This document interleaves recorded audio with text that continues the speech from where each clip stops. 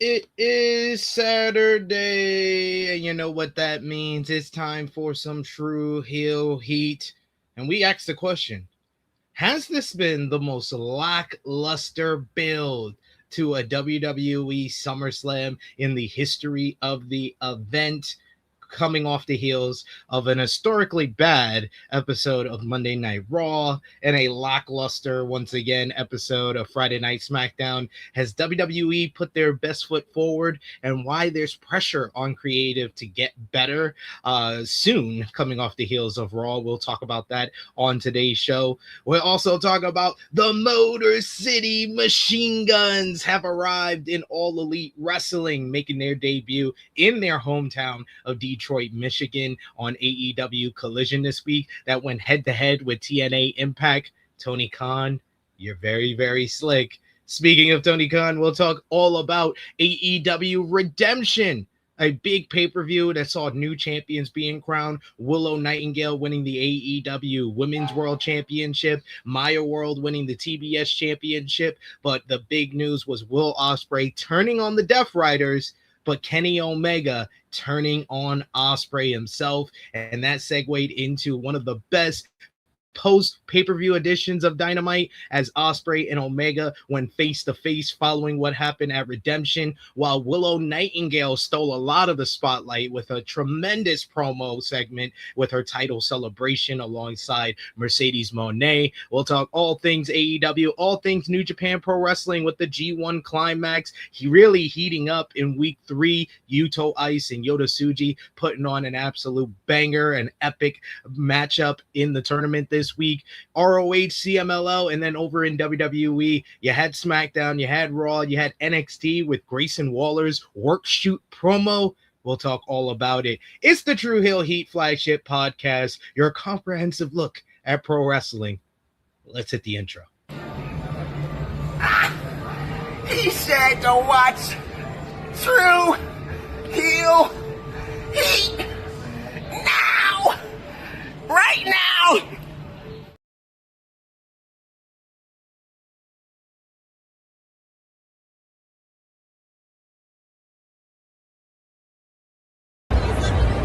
Hello, I'm Willow Nightingale, and though I might generally be regarded as a very bubbly, upbeat person, you're watching Tru Heel Heat.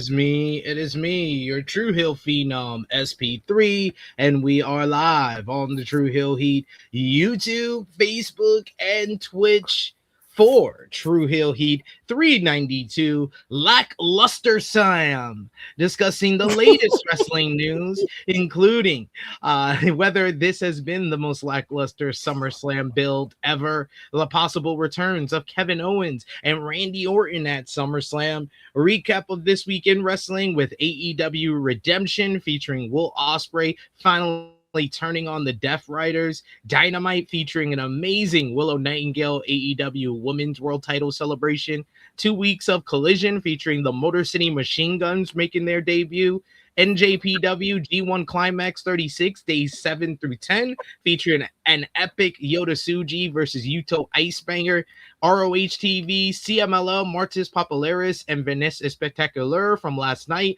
featuring a match of the year candidate with Commander versus Masquerada Dorada, WWE SmackDown featuring a pull-apart brawl with CM Punk and Cody Rhodes before their SummerSlam match, WWE Raw on Netflix featuring Danhausen and Joe Hendry in concert. WWE NXT featuring Grayson Waller workshoot promo, Evolve, AAA Verano de Escandalo, featuring Dominic Mysterio aligning with El Ojo, and TNA Impact. Plus, we got final predictions for WWE SmackDown as well as AEW Grand Slam Mexico. And of course, we're going to break everything down with the team. The trio is back together. We got first up the princess of all the Tru Heels, Miss Krssi Luv. How are you doing, Miss Krssi, on this beautiful, beautiful Saturday? Happy Saturday, friends. Good morning, good afternoon, good evening, good night. I love that you, what did you call it? What did you call SummerSlam? Lackluster Slam. Lackluster. That's perfect. I mean, spot on, friend. Kudos to you. That's why they pay you the big bucks. Hey, friends. Gotta use my creativity. I think they've cooked the big four. They've cooked it. They cooked WrestleMania. Now we're cooking SummerSlam. They're 2 for 2. I don't know what to say. I don't know what to say at all. This is terrible. But Unreal tells you everything. They really don't give a shit what we say. Oh man, yeah, you watched season 3? I finished it. I finished season 3. Terrible. We shouldn't even did season 3. I'm sorry. They are so far gone. Like, it's all about money to them at this point. They don't give a shit about what we do. And yeah. Here we are. Hi, friends. Hello, everybody. It's rough out here. Rough out. Yeah. And of course, we got with us this week the True Draw himself, Josh. How are you feeling? I'm feeling great. I saw Spider-Man last night. It was great. How was it? Was it great? Oh, I gotta see it. Amazing. Yes. Okay. Amazing. Everyone keeps saying I've never heard anybody say anything bad yet. Everyone kept saying it is so good. They did it. They did very well. So I'm excited. Yeah. I'm going tomorrow. Yeah. Oh, nice. I might go a second time. I'll be honest. Everyone keeps saying that. They keep saying they want to go see it more than once. It's that good. Is it better than all of the other ones? I'm having the current debate whether it's the best Tom Holland Spider-Man between this one and No Way Home. I think No Way Home and this one are in the competition, but it's easily a top 3 live action Spider-Man. Ooh, okay. I'm liking it. All right. I'm here for it. Okay. What about you, Josh? Same. Honestly, I would say probably within the Tom Holland. Yeah, it's definitely between this one and No Way Home. Just because No Way Home, you had the epicness of having Garfield and Maguire back. Yeah. That's hard to top that. But this film, it kind of felt like it was back to basics with Spider-Man, like more like street level, what people wanted from Spider-Man. And it did feel like at times like the animated series, because we got like surprises, we got so it felt like the animated series. Like if people weren't a fan of that, I think those are the people that were down on the film, but I thought it was great usage of introducing new characters and current ones that we've seen on the shows. Right. Everybody knows Punisher is in it. I thought the dynamic between them was fucking fantastic, honestly. I'm like, yo, I gotta see more. It fell straight out the comic books. I gotta see more Frank Castle in these movies. I gotta see more Frank in these kind of roles like this. Like, I think Punisher would be beneficial in something like this, not a solo film per se, but like cameos like this, like small roles, occurring roles like this. I think that would be good for that character. I think the little short film they did for Punisher was good, but don't do anything longer than that. Yeah, I think that the next film they should have the trio. We gotta have a movie with the trio of Punisher, Daredevil, and Spider-Man. At least one time. At least one time. At least one time. Yeah, I agree. Yeah, and I think Marvel is starting to become like more of like they're reverting back to like the older ones and bringing the new ones all and then mashing them all together, like they did with Daredevil too. So I like that they bring older characters in, or that had these roles, and then they put them in the newer, so they like other people can see like the new generation younger than us, because we grew up with those people, can now see those people and like, oh, okay, let me go back to watch those and see how But that's for Marvel. We talk about wrestling, so sorry. Yeah, no, but this movie looks better than all the other Tom Holland Spider-Man movies. Like look wise, it looks really good. Especially when he's swinging around. The way they shot the webbing was really, really, really well done. Okay. So, all right, I'm excited. Thanks, guys. But we'll be doing a full review of Spider-Man Brand New Day over on Tru Heel Heat Sports and Entertainment. So be on the lookout for that. We won't spoil anything. So we gave you basically general comments on it. No spoiling here. No spoilers, yes.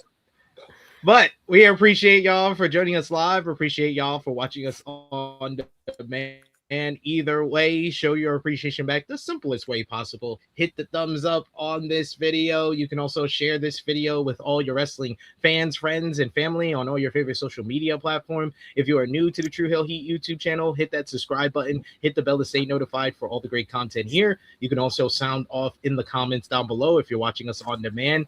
Let us know your thoughts on this week in wrestling. Hit the hype button if you want to help us out. And if you're with us live, sound off in the live chat. We love to interact with all of you and hear your thoughts on this week in wrestling, as well as this tonight and tomorrow night's WWE SummerSlam or AEW Redemption last Saturday. Let us know in the live chat. But of course, if you're feeling generous, you want to get back to what we do here, you want to show your support to the Tru Heel Heat YouTube channel in the best way possible, you could do so with a super chat donation. Any dollar amount matters. It goes back to the contributors that you see on screen with us here. And we always appreciate the support. Like from our good brother, Chuck Berries, who says, yo, I really do like Trick.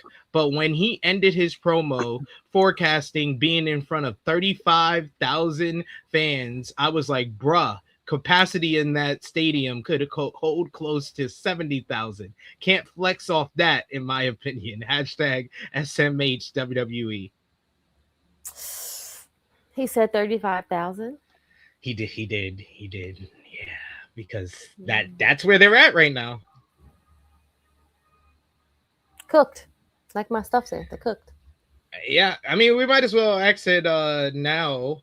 Do you think, Krssi Luv, that this is the most lackluster build to SummerSlam? Let's look at the whole landscape. Like, look at the top matches. You got Roman Reigns and Seth Rollins, which was basically the matchup that they wanted to do at WrestleMania 42, that they wanted to do at probably WrestleMania 41 before stuff got shuffled around there. And they didn't add anything new in the weeks ahead of SummerSlam. They just based it off of all their past history from the Shield and their rivalry and matches in the past.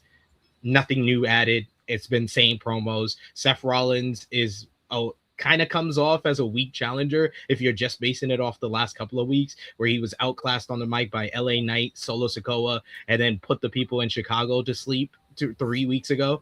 And then you look at Cody Rhodes and CM Punk. They have like 10, 20 years of history together, yet they're making it off of incidental little minor shit, which makes both of them look like petulant kids, where they're arguing off of, you did that on purpose. No, I did it by accident. No, you did that on purpose. Yo, I'm your friend. No, you're not my friend. No, I'm your friend. No, I'm your brother. No, you're not my brother. That's basically been the promo work over the last couple of weeks.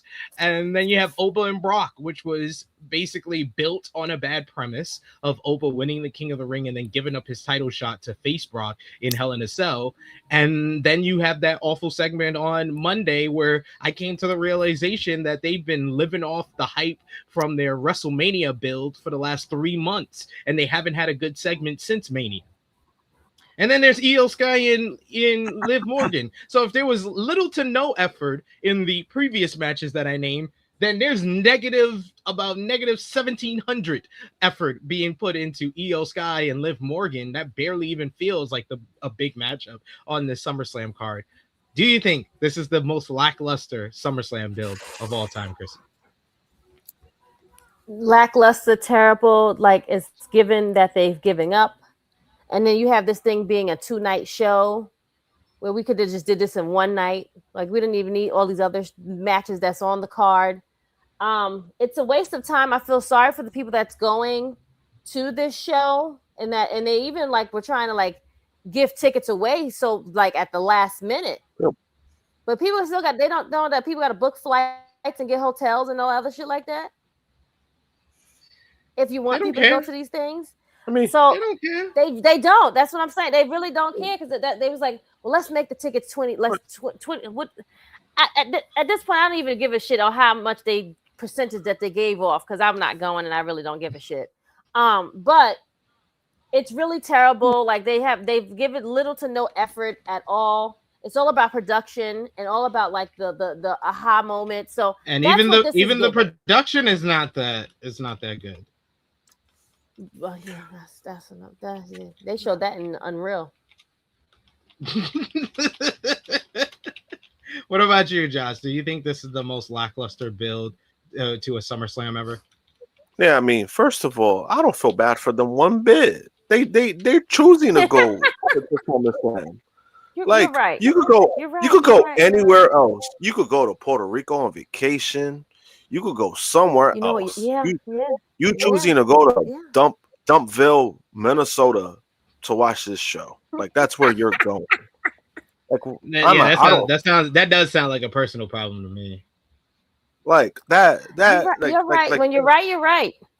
I'm with you when you're right. They chose to. But as far as the build up, man, like feeling lackluster, absolutely. And this is a good debate to have because obviously there's people who are saying like this is the worst. This is, and I can't really fault them to an extent. Yeah, because, I don't know.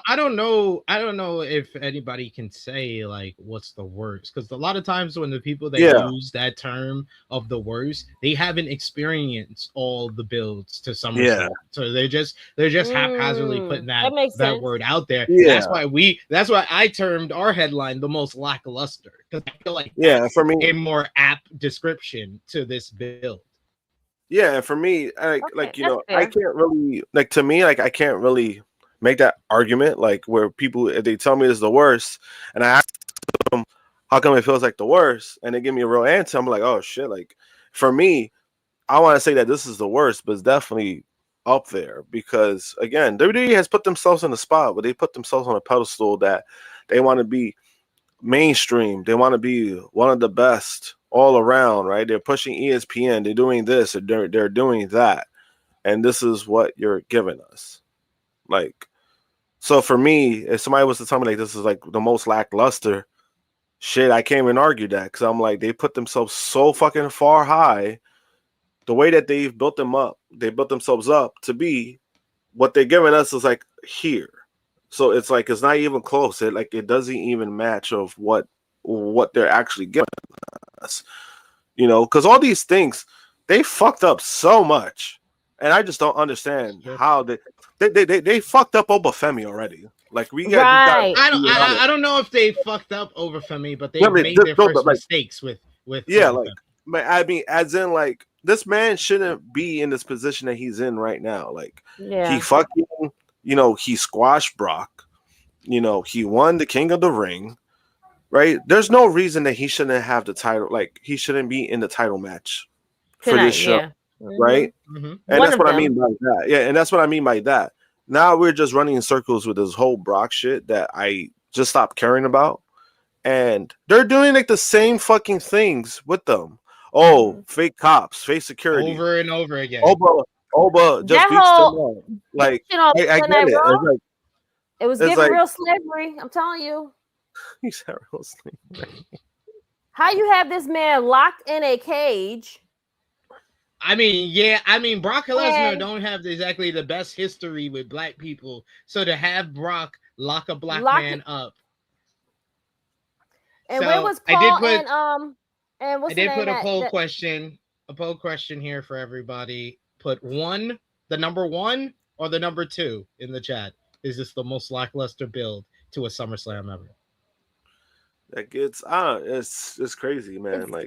It was given. I told SP that the other guy was on there. He was like, "Oh, how do you feel?" I was like, "Yo, it was giving me like certain things." I was like, I didn't want to say it in the chat when they was on, when him and JJ was doing their Monday night review, but I was like, it was giving me, real like how you, and then all you had to do was just like have them raise the cage, but how you have this man locked in here. And you let Brock, like, why we having Brock even like show up if they're not gonna? Why we even having weigh-ins? This is not boxing. Exactly. There's no weight class in freaking Hell in a Cell. Like, what are we doing? They have a weight. We're doing a weigh-in, but we don't even have people's wins or losses shown. Like, let's make this make sense. Yeah, they're tied 2 matches the each. Whole thing. Yeah, I mean the whole thing. I mean, it's ridiculous. Like, even him winning the King of the Ring, him vetoing his title shot. I'm just like, what the fuck? He did that. That whole thing. He basically did it. Yeah. Yeah, and then you have Seth versus Roman, which on paper that should be a good match, but at the same time, it's like we kind of know the result, and I think that's why people are down on it, because it's like, Roman's not going to lose. So right. It's like, and then even like the lead up to that, like they've made Seth look even more goofy. Like, he has some bad, terrible promos, but that's on Seth himself. Yeah, he had some bad promos. People showed him up. LA Knight showed him out. Like, because he fucking outclassed him on that segment. And then you had the whole the next thing, where Jalen Brunson, they used Tyrese Hallenberg as like some kind of like ruse. He tried to get one up on Roman. It was just, man, like this whole thing. I'm like, oh, like that's why people are down on it. And then you have Cody and Punk, which I think some of their stuff has been fine, but for the most part, this story could have gone so much on the realism spectrum that it would have had people interested in, because these are 2 guys that you could tell real stories about. These are 2 guys who left the company and then they came back, and now they're like the faces of the company. The faces there's of so many things. There's so many things you could have done going into that aspect, but doing the whole like, oh, he hit him with the belt, oh, he's doing this, oh, you did that on purpose, and then on the house show, these 2 motherfuckers are kissing Danhausen. Oh, I don't know no. Like, no. Wait, what you talking about, Willis? What you talking about? Yeah, tell her. Oh, you didn't know? No. One of the house shows, they had like Punk and Cody were bickering. Danhausen intervened and they both kissed Danhausen.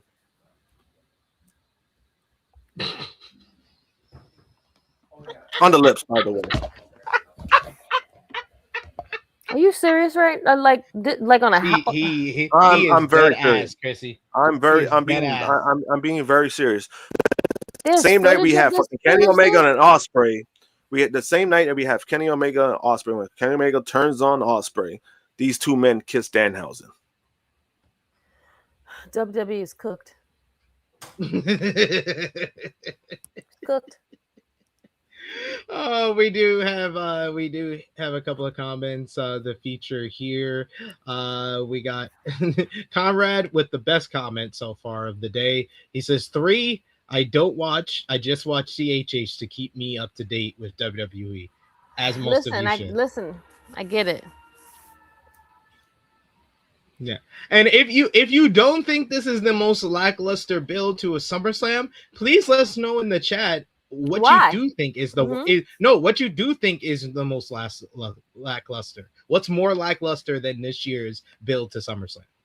MCAT saying there's probably been worse builds. Maybe we're showing recency bias, but I can't think of one more lackluster right now. Yeah, is that that's my thing. If you can't think of one that's more lackluster and you're just trying to be like, oh no, it's being recency bias. Oh no, I'm sure there was another. No, you can't. If you're not sure and you can't name it, then it probably is. If you have felt more lackluster about a build to SummerSlam. I mean, yeah, that's kind of. Oh, there might have been more, but I can't think. What the fuck? Then don't answer the fucking poll. Like that's the whole point. The fuck? I'm sorry. It's like, I mean, I'm sorry. That's kind of that's kind of idiotic to me. I'm just being honest. I'm sorry. Jason with the comment saying Chrissy's genuine reactions are always perfect. Absolutely. Agreed. This is why it's more hilarious. It's always hilarious when she doesn't know, when she doesn't know what happened. It's authentic. It's really true. It's so funny, but it's just mad funny because not only that, but because it sounds like a lie. But it's really not a lie. It's not. I promise you. I'd be like, I don't know anything about. Listen, I don't be on. If they're not sharing them in our chat with us, which I see very rare. I'll see very days later. Yeah, I don't be seeing any, and I don't see it. So when they say these things on the show, I genuinely do not know what be happening. I promise you. Love that. We got Short King the Goat who says he is just now jumping in. Good morning to y'all. It's so many wrong things with WWE, but the one thing that sticks out from this week, I guess to him, is the downfall of Giulia. Did we see that squash match? Yes, I did, and I was just like, another one bites the dust. How many? This is what I said last night on the SmackDown post show on Fightful. How many women's wrestlers on the WWE roster were known as one of the best in the world before they signed with WWE and are just doing jack and shit right now? Giulia, Blake Monroe, Jordan Grace. It's that the fact that it's more than one is ridiculous. The fact that it's 3, I could probably think of one more if I really tried. Stephanie Vaquer. Well, Stephanie Vaquer is injured, to be fair to her. But even her last little run they gave her. No, I agree. But she was the champion, whatever. But yeah, this company, this company and their treatment of Giulia is ridiculous. They literally stopped caring about Giulia a month in because she debuted, and then a month later, Stephanie Vaquer debuted, and they said, "We choose her." Who the hell is this girl? Yep, that's true. And it's kind of crazy because remember the Giulia hype was based off of the rumors and WWE they were throwing out the fillers of we're gonna get Giulia, we're gonna do this, we're gonna have Giulia, she's gonna work here for a little bit and then come to us. So they were kind of making that a big deal, behind the scenes, we're gonna get Giulia. And then all of a sudden, she debuts and she lost her very first match. That's how I knew something was gonna happen. It was kind of downhill. She lost her first match on the CW debut. Right? Yep, I remember. And I don't know. It's just with Giulia. I mean, part of it's on her too. She's not clicking with the crowd. I don't know what it is. She doesn't click with the crowd. Once you lose the crowd, you're done. And I think that's what happened. She didn't click with the crowd. No, I'm being serious.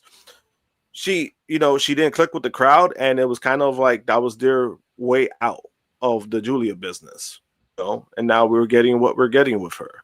I mean, it sucks, but at the same time, I mean, this is where she wanted to come to. Maybe some people had something to do with it. Rossi, so pushed her in that direction. Yeah, and look what happened. You said Roxy? Is that who you called from the set? No, Rossi. Oh, Rossi Ogawa. Oh, okay. Yeah, so we're getting the one who twerks for WWE. Yep. That guy. Yeah, and yeah, I mean it's very unfortunate. I just think to be honest with you, I was surprised she wasn't in that wave of cuts this past year. Just because of I mean, for me, I don't think they would give up on her that fast. Because they'll give up on her. They just won't do it that fast. Yeah, I mean, I don't know, because I'm like, we seen people they gave up pretty quick. I just don't know. I don't know when it comes to Giulia. I don't think there's an answer for her to come back from this. Like, obviously, the overseas crowds were behind her. Like, that benefited her for a little bit, but that was about it. Once they came back to the States, forget about it. She was done in the water. Damn shame.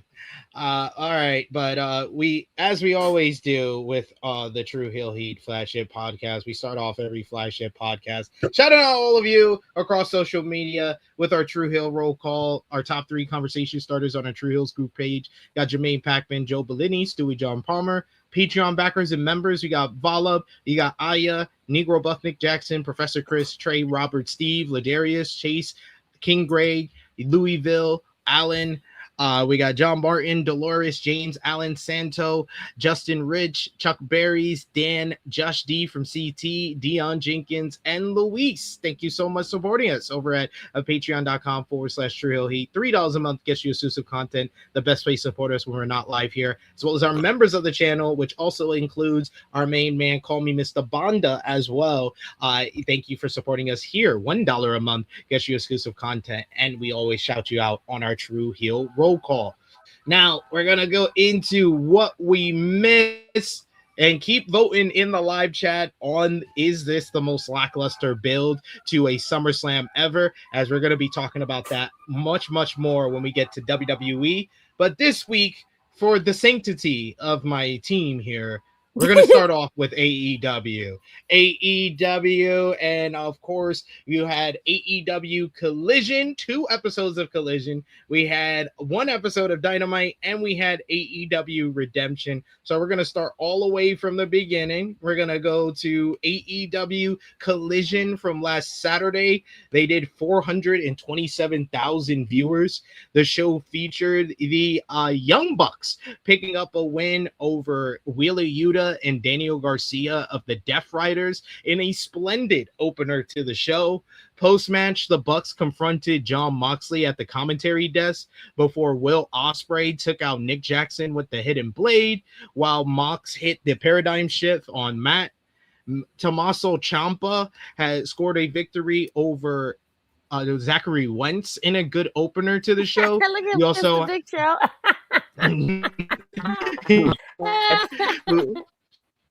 Lethal Twist overcame Skyflight in a decent little trios matchup.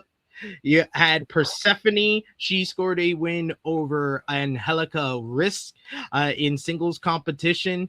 And then you also had Nick Wayne defeated AR Fox in a rock solid bout, while El Clone pulled off an upset over Blackheart Leo Rush for both Clone and Wayne to qualify and advance to the 6-way AEW International Title #1 Contenders ladder match at Redemption. The conglomeration retained the AEW World Trios Championships in a win over Dalton Castle and the Outrunners. Post-match, the Demand and Lethal Twist jumped both trios until Jeff Jarrett made the save and smashed the guitar over Ricochet's head. And then finally, you had Tekla and Hikaru Shida beat Maya World and Willow Nightingale in a pretty good main event to the show. And that all segued into AEW Redemption. AEW Redemption was last Saturday, taking place in Montreal, Quebec, Canada, from the Bell Center. And this one was a pay-per-view that came in with a lot of controversy over the build to the show, but in the end it did deliver some noteworthy moments and matches, including the Young Bucks defeating Will Ospreay and Jon Moxley of the Death Riders in an absolutely phenomenal tag team encounter that saw Ospreay conflicted with taking advantage of an injured Nick Jackson. This led to him being taken out with a super kick to the steel chair in his face. And then later, Moxley was bombarded with super kick after super kick before the Young Bucks were able to pull out the win here, getting a big victory on the road to All In.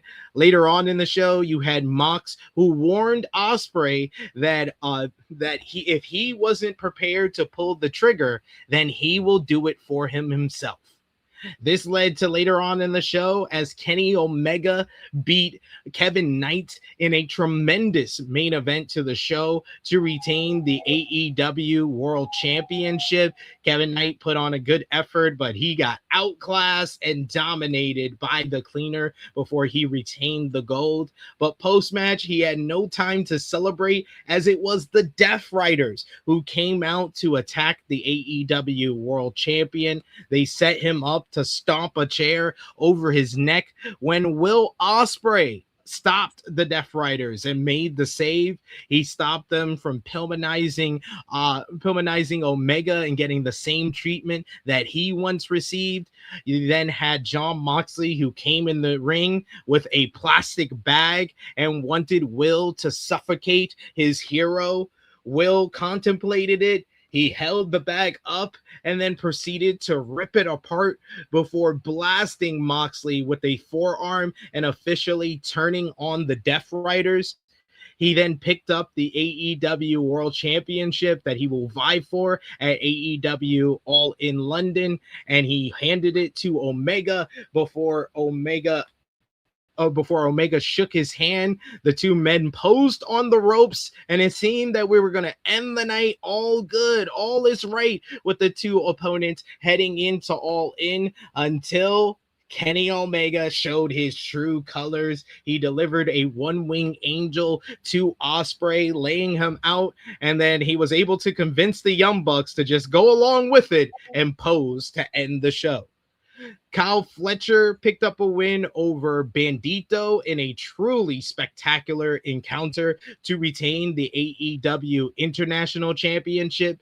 Meanwhile, his next challenger was determined when Speedball Mike Bailey scored a victory over the Beast Mortos, El Clone, Commander, Nick Wayne, and Jungle Jack Perry to win an awesome six-way ladder match to become the number one contender for the AEW International title. Maya World won the TBS championship over Hikaru Shida. Great win for her and a biggest win of her career so far. Cage and Cope retained the AEW World Tag Team Championships over the Death Riders. Post-match, the Young Bucks came out to set up their match with Cage and Cope for the titles in Wembley Stadium at AEW All In London. Jericho beat Tommaso Ciampa in a batshit insane no-holds-barred matchup that had thumbtack hockey pucks, had a freaking drill being used in the end to pick up the victory as well. So this was insane. And then you also had Andrade El Idolo. He scored a victory over Mark Davis in a very good bout to win the AEW National Championship. And then finally, Willow Nightingale defeated Tekla in a great match to win the AEW Women's World Championship, the biggest win of Willow's career. And now she heads on to Wembley Stadium to defend the title against Mercedes Moné. Krssi Luv, what did you think about AEW Redemption this past Sunday? What did you think about, more importantly, the ending of the show with Kenny Omega beating Kevin Knight and Will Ospreay turning on the Death Riders before Omega turned his back on Ospreay ahead of All In? Sorry, I was muted. Again, if we talking about build to show, not too much of a build for this show, but that's with any other AEW pay-per-view. But when they have time for the pay-per-view cooks. The pay-per-view does well. One thing we do know for sure, and we do this, we're going to give the same energy for everybody.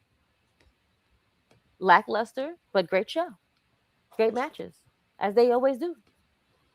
They perform. I'm not going to give you much during the week. We just give you matches. We're not going to do much build, but we're going to give you a hell of a show. And that's what they do all the time. Regardless. Hey, they sure as hell build up All In on Dynamite. We're going to talk about that. But right. Now, because they need to sell out that stadium. So, we got to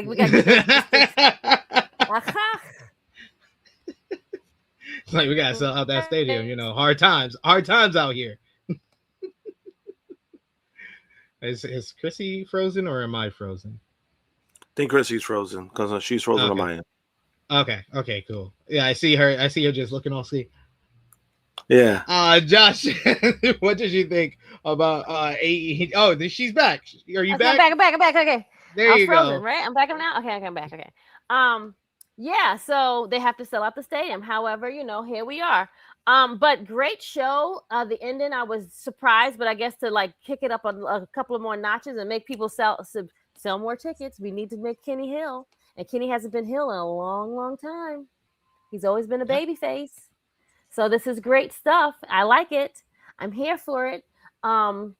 It was time for Will to be done with the Death Riders. Another thing, this might be a factor for when he goes to Wembley. They might get involved. You never know. You never know. There's always been they train them, they build them up, they gave them all the stuff, and John Moxley tried to say, listen, you got what are you gonna do? You can't play both sides, friend. Try to tell him. The warnings that the stuff was there. The writing was on the wall. Oh yeah. But great stuff. I mean, eventually we knew it was going to happen where the two of them were going to go head to head and clash. So yes, very, very well done. I'm here for it. And then it shows the weeks of Dynamite, and then we had Collision. Great stuff. Josh, what did you think about AEW Redemption? I thought Redemption was okay. There's a few good things. There was other things that weren't so good. Just gotta be honest. That tag match. Well, let me be specific. The dogs. Yeah, because there was multiple tag matches on the show. Just say the double chain match. The double chain match is one of the worst AEW pay-per-view matches of all time. I didn't even mention it in the recap. I was say he didn't even say anything about it. It's going to purpose. Oh no, I'm saying it. I'm saying it because I wasn't on the review, so I had to say it. I fucking hated that match. I absolutely hated that match. That match was boring. I don't know what they were trying to do. They were talking about how this match was going to be violent. We barely got shit in this. I absolutely hated this match. It was just boring all around. But and then also,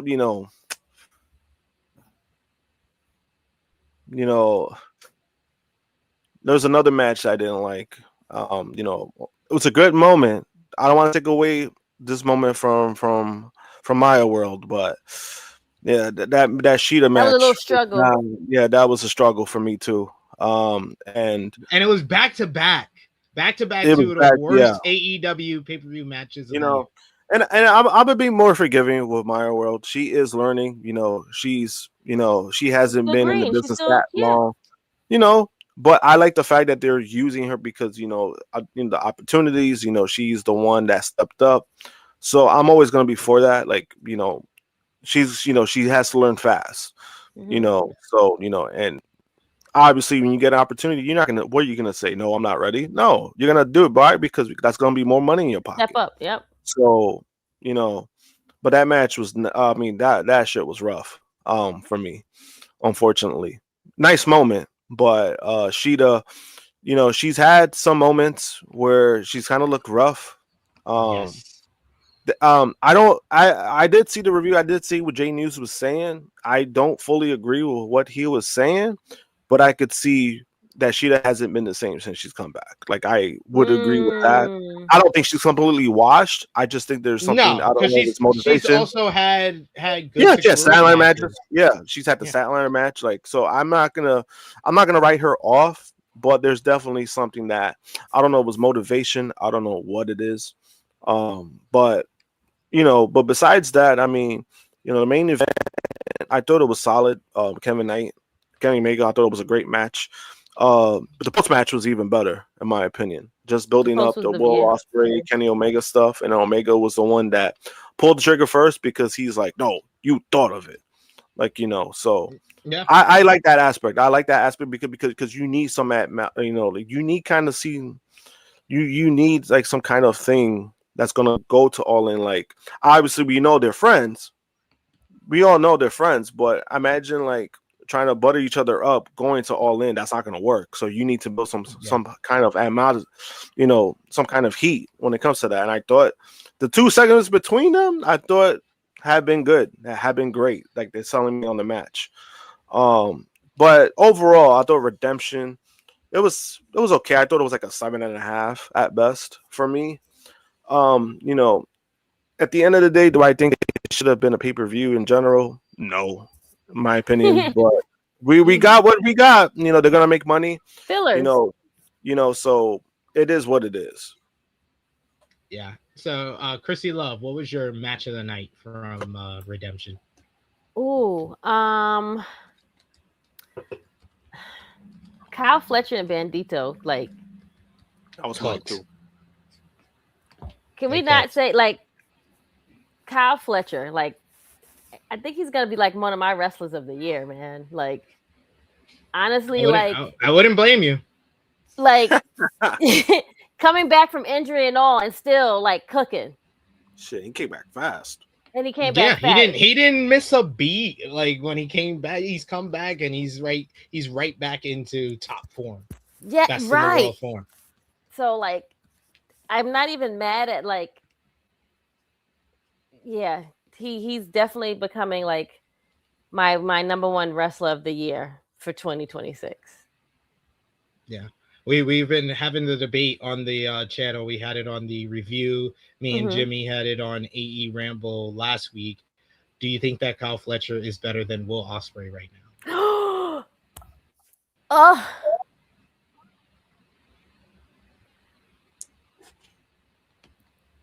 Maybe. Wow, she said maybe. Oh man, Jimmy's gonna be I love ecstatic. He's gonna be like, finally, someone on this channel that knows what the hell they're talking about. Oh please, Jimmy. Oh please. Just I only say maybe because he has more youth on his side. But if you put Will there, Will will just give you everything. Just lay it all on the fucking table. Dick's on the table. Just slapping it on right there. So I'm a maybe. I'm not yes and I'm not no. I'm like right in between. I'm a maybe. Maybe. What about you, Josh? No, it's still Ospreay. Fletcher could get there. I think he's getting there. It's still Ospreay. You know, that's a title that you have to like take away from him. You know what I mean? Like he has it until he can't do it no more, in my opinion. But Fletcher, I mean, Fletcher is on a fast track. I mean, this is a guy, remind you, when he was signed because of Aussie Open. Like, he was supposed to be a tag team. You know, so the fact that they found something when his partner got hurt, they're like, you know what, let's use him. they found something. That was a blessing. You got to see your blessings in different ways, friends. Yeah, and for him, it's worked out. But I mean, again, there's no knock to it. Fletcher definitely could get there. He's already on the fast track. Like, when it comes to somebody learning and getting to the level that they're at, he's one of the fastest that's gotten there. Yeah. So I think he'll be fine. We got Bonda. He says, "Hey folks, first SP, I'd like to apologize for crashing out over the Jericho thing on Monday. Yes, I do hate his old ass and want him off my screen." Fair. That's fair. But I'm just letting y'all know, y'all gotta let that heat get out your heart when that old man cooks like he did on Sunday. That man cooked with Ciampa. They had one of the best matches on the damn show.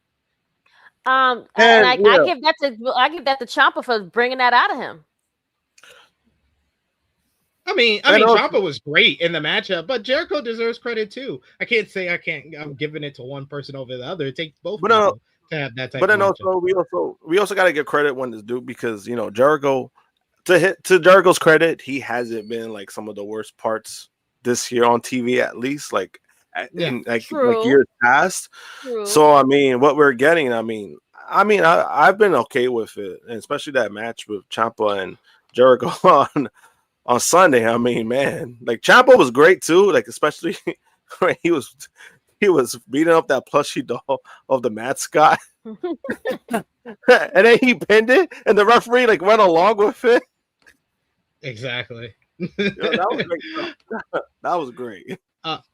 We got a super chat donation here from Adrian Carpenter, who says Tony Khan currently has 8 champions that are black, 4 in both AEW and ROH, including all 4 women's singles champions. That's crazy. That's a great stat. Right. Thank you for that. Appreciate you. 8.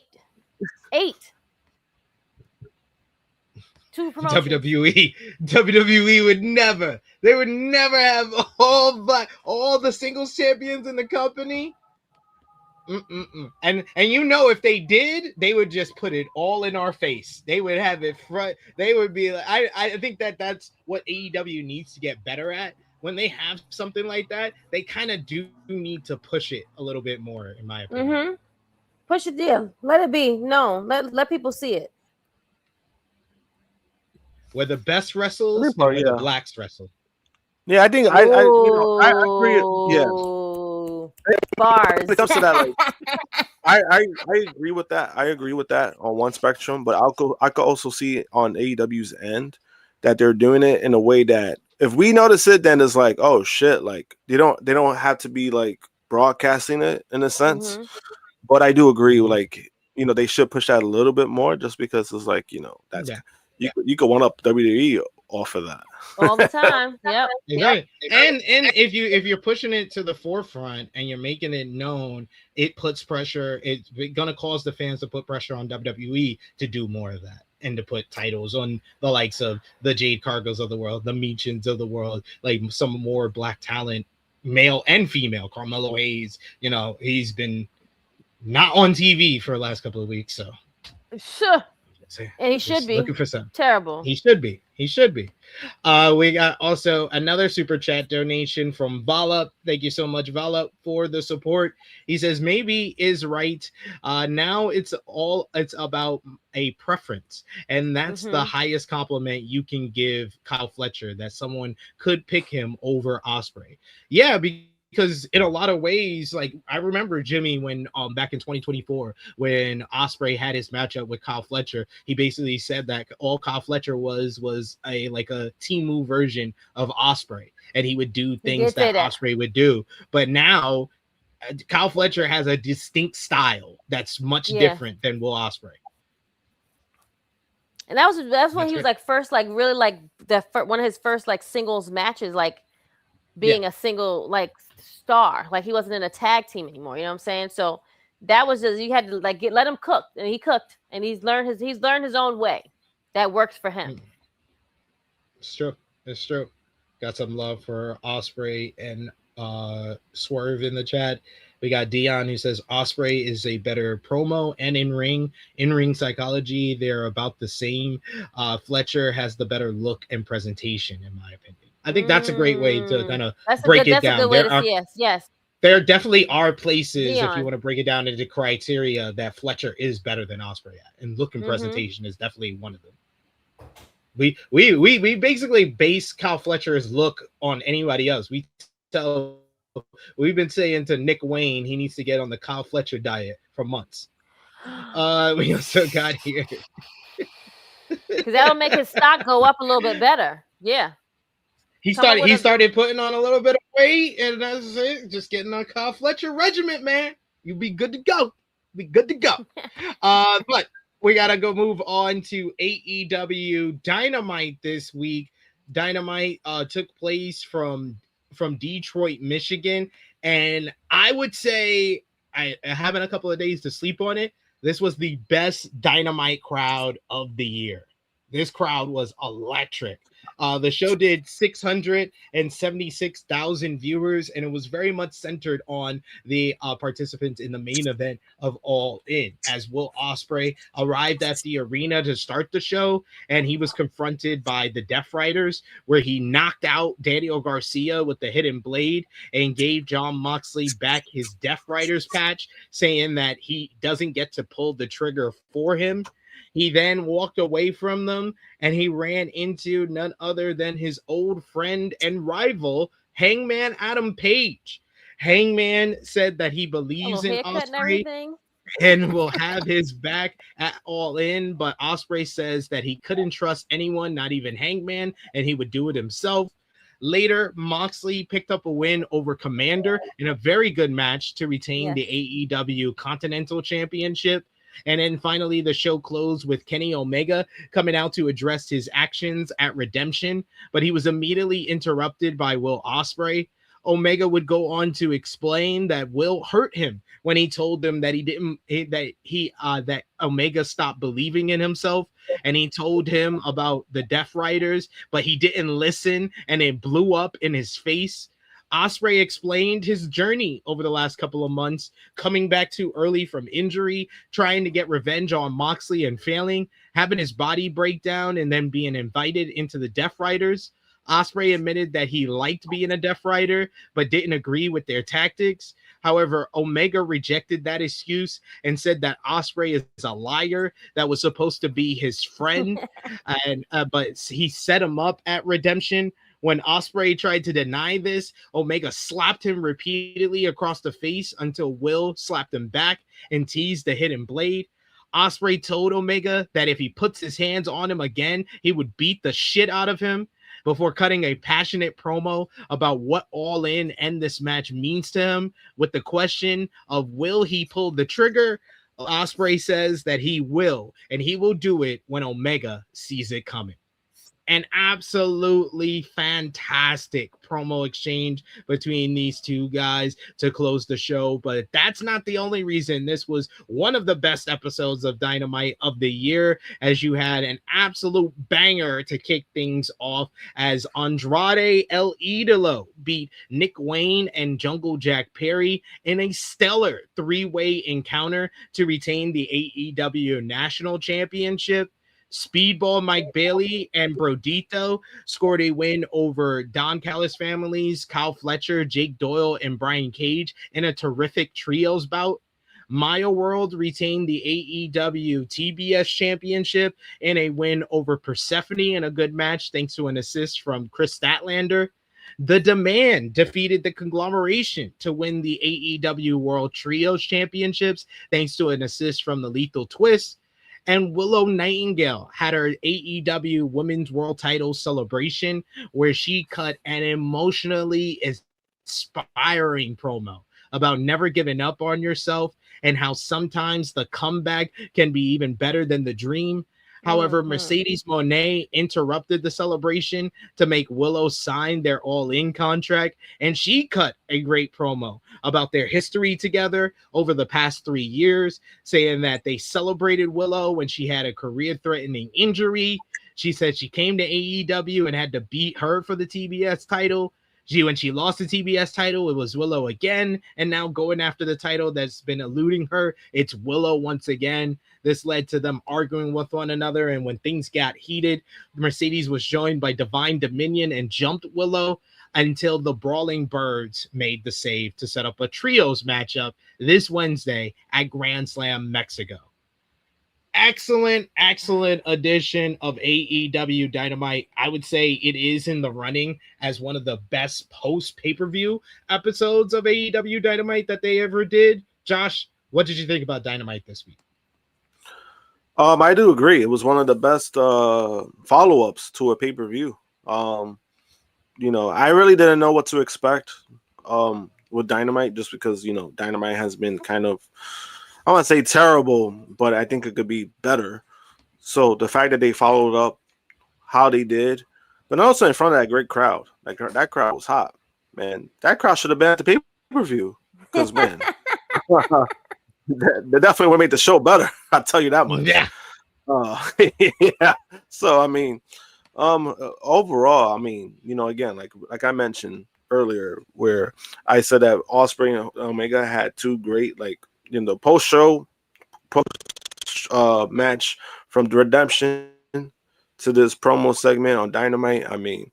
They're doing a great job selling the match itself. And also, what I like about it is that there's really no heel in this. I don't think Kenny Omega is really a heel in the situation, because he just feels, I think it's more of a paranoia thing with Kenny, because he's like, you thought about it, you picked up that bag and you thought about doing what you're doing, and the fact that why we acting like Omega is fronting? He did that's what Ospreay did. He did think about it. He contemplated it. We need to stop acting like Omega saying something that ain't the truth. That is what we saw. We saw him try to suffocate him. He thought about it. Yeah, and I like the fact that, but in his mind of because you thought of it, fuck you. That's basically that's his feelings. Yep, make sense. Ospreay on his end is he was put on the spot. He was with Moxley. Moxley was trying to make him do it. So I can't really blame Ospreay, but at the end, Ospreay did make his choice. He said, fuck you guys. I'm doing me, because Kenny is my friend. So, I do see both aspects, and I like the fact that, again, that this is not like a typical heel face. I think that's always good for storytelling. I understand that in wrestling. But sometimes you can have two faces face each other, but it's a matter of how you get there, So I thought they did a great job where we're not really seeing Kenny full mask off when it comes to Kenny's the full heel going into this. He has his reasons, and I think his reasons are valid. So I thought they did a great job with that. But just the promo itself, both of them going at each other, and then Ospreay talking about pulling the trigger. I'm pretty sure everybody thought he was gonna say "bow," but dang.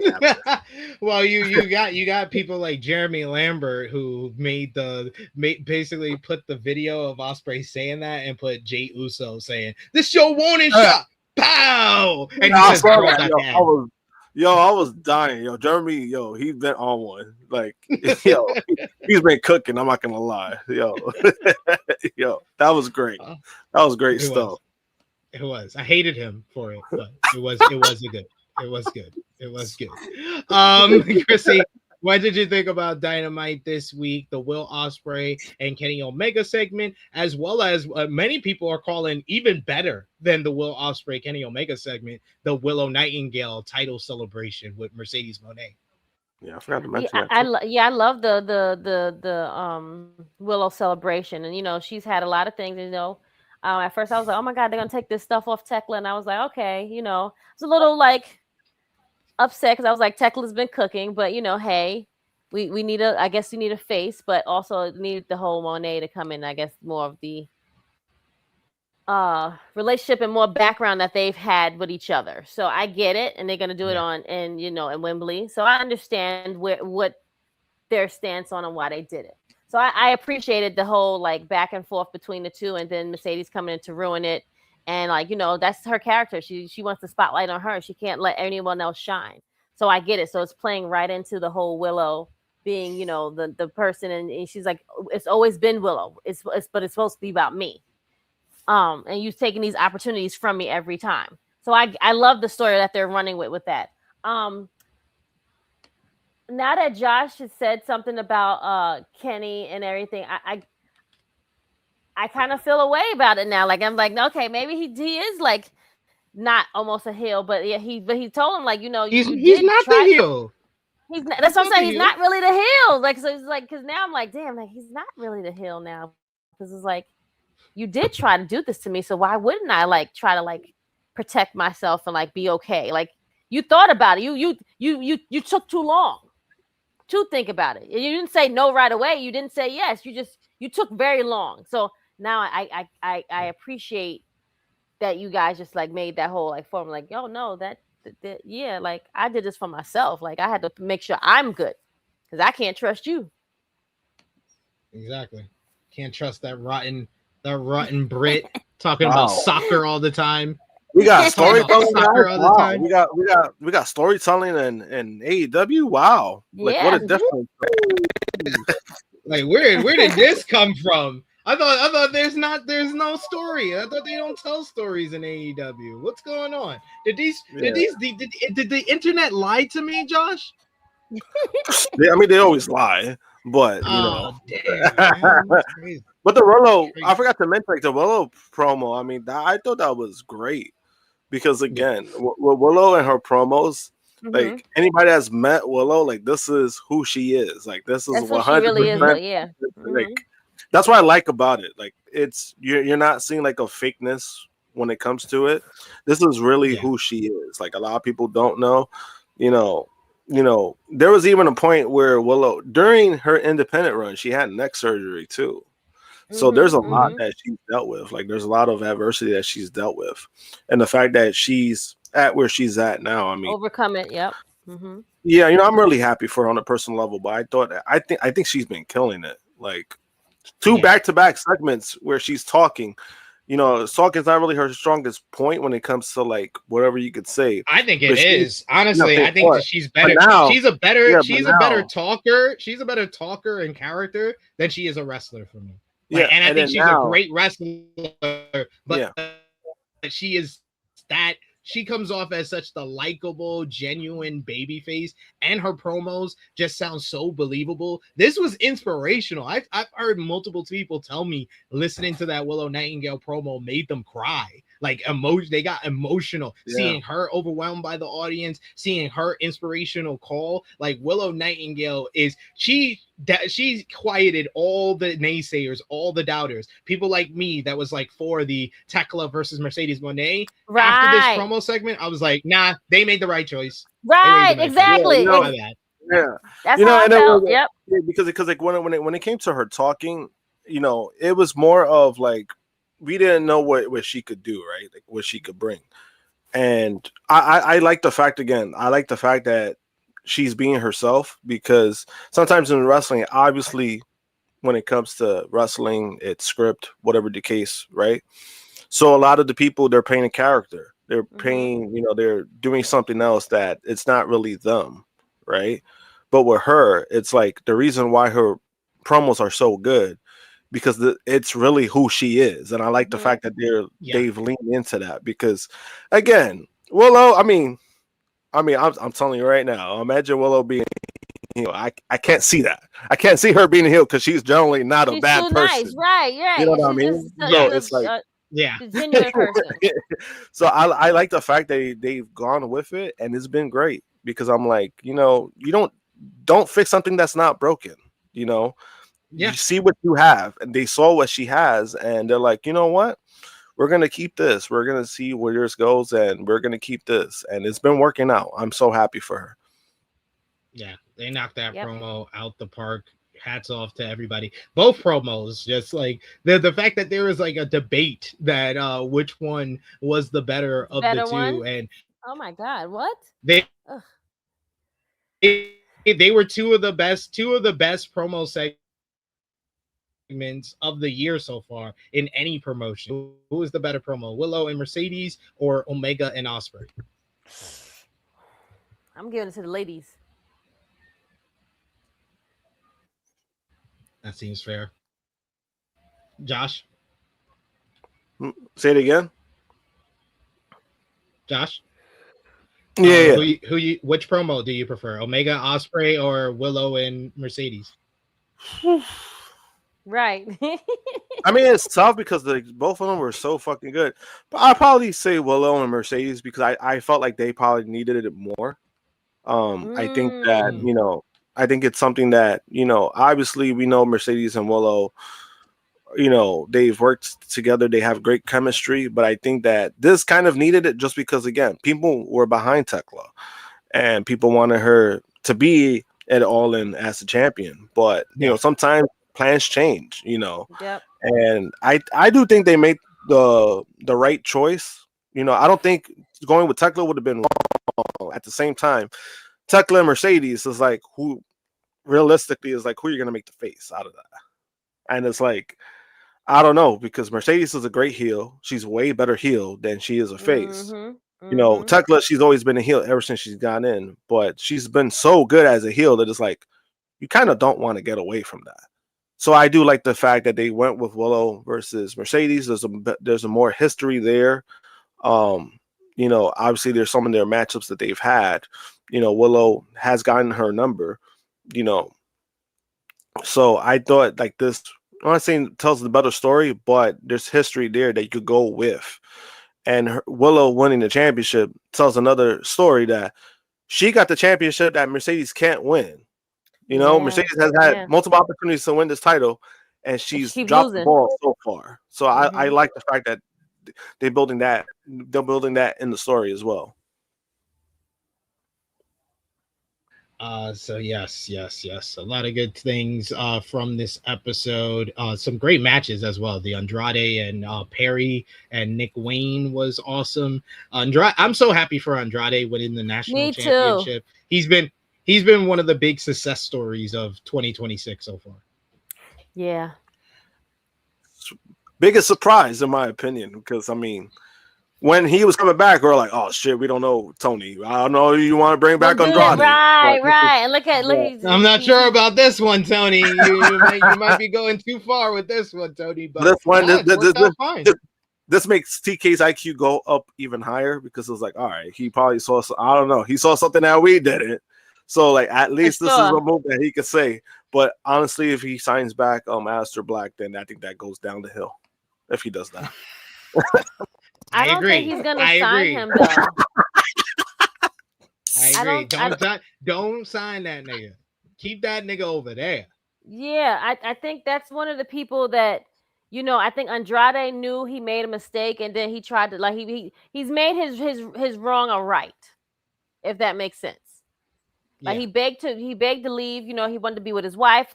All these things happen, but I don't think he burned bridges where he was like nasty as far as like Black was, if that makes sense. Well, Black didn't want a job to anybody when he was here. Like it's not even like being nasty to anybody or disrespecting anybody backstage. He didn't want to lose to anybody. And how can you run or like maintain order backstage if you have a guy that's not one of your top guys who's dictating if he's going to lose or not? It was Black, Merle. Those guys didn't want to lose. And sometimes when you're in that position where you don't want to follow what your job is telling you to do, sometimes it's good to just cut your losses. Well, Andrade, I think Andrade wanted to do more, but to Andrade's credit, he did leave on good terms because they didn't make that a point. Yeah. Even with his tweet where he thanked Tony Khan, he thanked AEW, like he was completely on board with that. Mm-hmm. But then you saw the way that he said about WWE on his way out. He just see ya. Like, so I mean, see ya, don't want to be ya. Basically, that's what he told him. But I think that is two. Yeah, it's two different stories when it comes to Andrade and Aleister Black, but they're going to be so closely associated with one another because of them basically traveling the same roads that they have. Mm-hmm. So we'll see what happens in that regard. There's one more show from All Elite Wrestling that we got to discuss from the week, and that was AEW Collision once again, which was live on a Thursday from Detroit, Michigan. Change it. Do it. Keep it on Thursday. Sorry. Every single time, and not gonna fail. Krssi Luv never misses an opportunity to tell AEW to move Collision to Thursday. The show featured the AEW debut guys of the Motor City Machine Guns. They kicked off the broadcast from their hometown of Detroit, Michigan. They cut a good promo about finally being home and announced themselves as being officially All Elite. Later on in the show, that wouldn't be the only time we would see them on the show, as later the Bang Bang Gangs, Juice Robinson, Ace Austin, and the Guns picked up a win over Jon Moxley, Claudio Castagnoli, Pac, Wheeler Yuta of the Death Riders in a really good 8-man tag team matchup. Post-match, the Dogs came down to join the Death Riders in a beatdown on the Bang Bang Gang until the Motor City Machine Guns made the save and shook hands with the Bang Bang Gang afterwards. The Demand beat the Rascals in a damn good opener to retain the AEW World Trios Championships, scoring their first successful title defense after winning the titles on Wednesday. Just turned around and defended them the next day. Later in the program, we heard from Hangman Adam Page, who met with Brodito to set up a trios title match against the Demand for Grand Slam Mexico. Tommaso Ciampa, he picked up a win over Nick Camarado. Later on in the broadcast, Ciampa cut a promo to enter himself into the men's casino gauntlet at All In and the number one spot 3-way at Grand Slam Mexico against Andrade El Idolo. Later on in the program, you also had Commander scored a victory over Jay Lethal in a good match. Post-match, Commander was announced as the last entrant for the 3-way as he'll face Andrade and Ciampa. Hazuki and the Brawling Birds defeated MIT's Diamante, Billy Starks, and Athena in a pretty fun trios matchup. Post-match, they were jumped, the Brawling Birds, by the AEW Women's World Tag Team Champions, Divine Dominion. Chris Statlander got a quick squash win over Ara Teeves. After the matchup, it was announced that Statlander will meet Persephone at Arena Mexico at Grand Slam Mexico. Kyle Fletcher and Speedball Mike Bailey had a face-to-face interview as that broke into a brawl with Bailey getting the better of the AEW International Champion ahead of Grand Slam Mexico. And finally, Will Ospreay defeated Daniel Garcia in an excellent main event to the show. Post-match, you had Mark Davis and RPG Vice of the Don Callis family. It is. Jumped Will until Ospreay fought back and they bailed. Post-match, you had Ospreay who challenged Davis to make their AEW Grand Slam Mexico matchup a Mexico City street fight, which was accepted. This card for Grand Slam Mexico is fucking nuts. It's so nuts that, yes, later on today, after we're done previewing and giving our final predictions for SummerSlam, we're doing final predictions for Grand Slam Mexico, because that is a goddamn lie. That is not a TV show. That's a fucking pay-per-view. That's better than the card for both nights of SummerSlam. It is. It is. I said it. I said it. I don't care. I said what I say with your chest.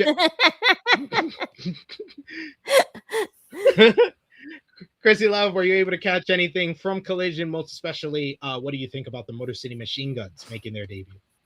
Good for them. So when they went right to WWE when they were free agents. Is that what happened? TNA. When they left TNA, right? When they left TNA in 2024, it was rumored that they were going to sign with AEW, and then they wound up signing with WWE. Right, I remember us doing the story. Okay. So I hope this is a learning for them. Maybe, WWE was like, let's just give you all this money. But they were behind them at one point, and then they just lost them. And they got lost in the shuffle. Dropped them like a bad habit. Yep. But also, WWE does not give a shit about tag teams. That's just right there. Also true. Also So true. that's Yeah. right. Also very true. So at least here they have a lot of tag teams and a lot of groups and a lot of factions, but they also showcase these people. Mm-hmm. And I can see the That is true. I see the Motor City Machine Guns going against a lot of people. The Bucks, shit, even Edge and Christian. Cope, Christian, whatever you want to call him. I don't know his name right at the point, whatever. But they can go against so many people, and I hope that this is a good run for them, and for them to debut in their hometown is even better. So good for them. Yeah. I'm happy for them. They look great. They were just dealt a bad hand, and they suffered from the WWE, shakedown, But I think WWE gave them some stuff when they first came to the company, but they kind of just threw them to the wayside in the last 6-7 months, and that just led to them kind of being expendable and being a part of the releases. But I think that they backstage foolishness. And I think the main thing that they said was when they said to the Detroit crowd, in more than one ways, we are home. Saying that Detroit is not only their home, AEW is their home. This is where they should have been in the first place. They should, exactly. So, good for them. I see nothing but good things happening for them. So good. They look even like a cloud has been lifted off their shoulders. Yeah, they looked very refreshed coming out there. They look brand new. Yeah. Josh, what did you think about Collision on Thursday and the Motor City Machine Guns debut? I thought Thursday was great. I didn't even realize it was on Thursday until they were mentioning it on Dynamite, and I was like, oh shit. So because of that, I was like, oh shit, I think the Motor City Machine Guns are going to debut on Collision, because you want a reason for people to tune in, and but also because of Detroit. I mean, that makes the most sense. And that crowd was hot when they came out, man. As soon as they seen that graphic on the screen, their names, that crowd, they went crazy. They went crazy. And it was a great promo by those fellas too. Like the way that they're, just being real about it, saying how they were home, this is the best place to do it at, and all that stuff. Regardless of what people might say, they went to WWE when WWE was at their hottest, and at the end of the day, I can't fault those guys for that, Right. It is what it is. It didn't work out. They tried it. It didn't work out. But these guys are so fucking talented that they're going to get signed regardless. I don't think you're going to use you almost signed with us, so we're not going to sign you now. These guys are way too talented to just not use them. And the fact that you got them now, it's kind of crazy for AEW right now. Because I'm like, damn, they're about to stock up their tag team division again. They're about to get the Machine Guns. You're gonna get New Day. That's kind of that's insane. That's already like a shoo-in. And we'll talk about both teams in a bit here, but the tag team division is just going to be ridiculous the latter half of this year going into next year. And they it seems like we talked about last week that Tony Khan said that, or the news report from Wrestling Observer was that there's 7 different people that are just waiting to be signed by AEW. So this roster is going to be even more ridiculous before the end of the year. Yep. So we'll see what happens with AEW moving forward. But what did you think about the Ospreay and Garcia, and then the Ospreay making the matchup for Mexico City street fight with Mark Davis on Grand Slam Mexico, Josh? I think that's gonna be great. I was like, damn, Mexican street shit. I think that's great. Because we've seen great matches. So the fact that they street fight, I think it's gonna be pretty crazy. Yeah. I think this like the open card of is the pretty show. crazy. Arena Mexico. Oh, I mean, they the did it 2 years in a row. I mean, last year's show was great, and then now, like, man, that's gonna be again. Last year when he did it, that crowd was awesome to see. So I think that visual is gonna be awesome to see again. I agree. The only misstep I would say from AEW TV over Thursday and Wednesday for me was I really liked Hangman getting in his in input in the opening to Dynamite with the Ospreay interaction. And then he came out to make the save for the conglomeration later on in the show. And now he's going to be teaming with Brodito to verse the Demand on Grand Slam Mexico.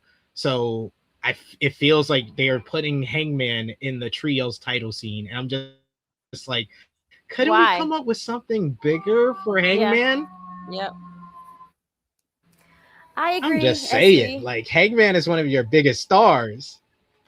Like, it's been so weird how he's booked Hangman, Swerve, and then even MJF since he lost the title. It's been very weird how he's booked them. Maybe it's just me. I don't know. But yeah, I just thought it was pretty weird. Pretty weird to me. It's given that they had nothing for them. Like, which I mean kind of adds up. I'm just saying.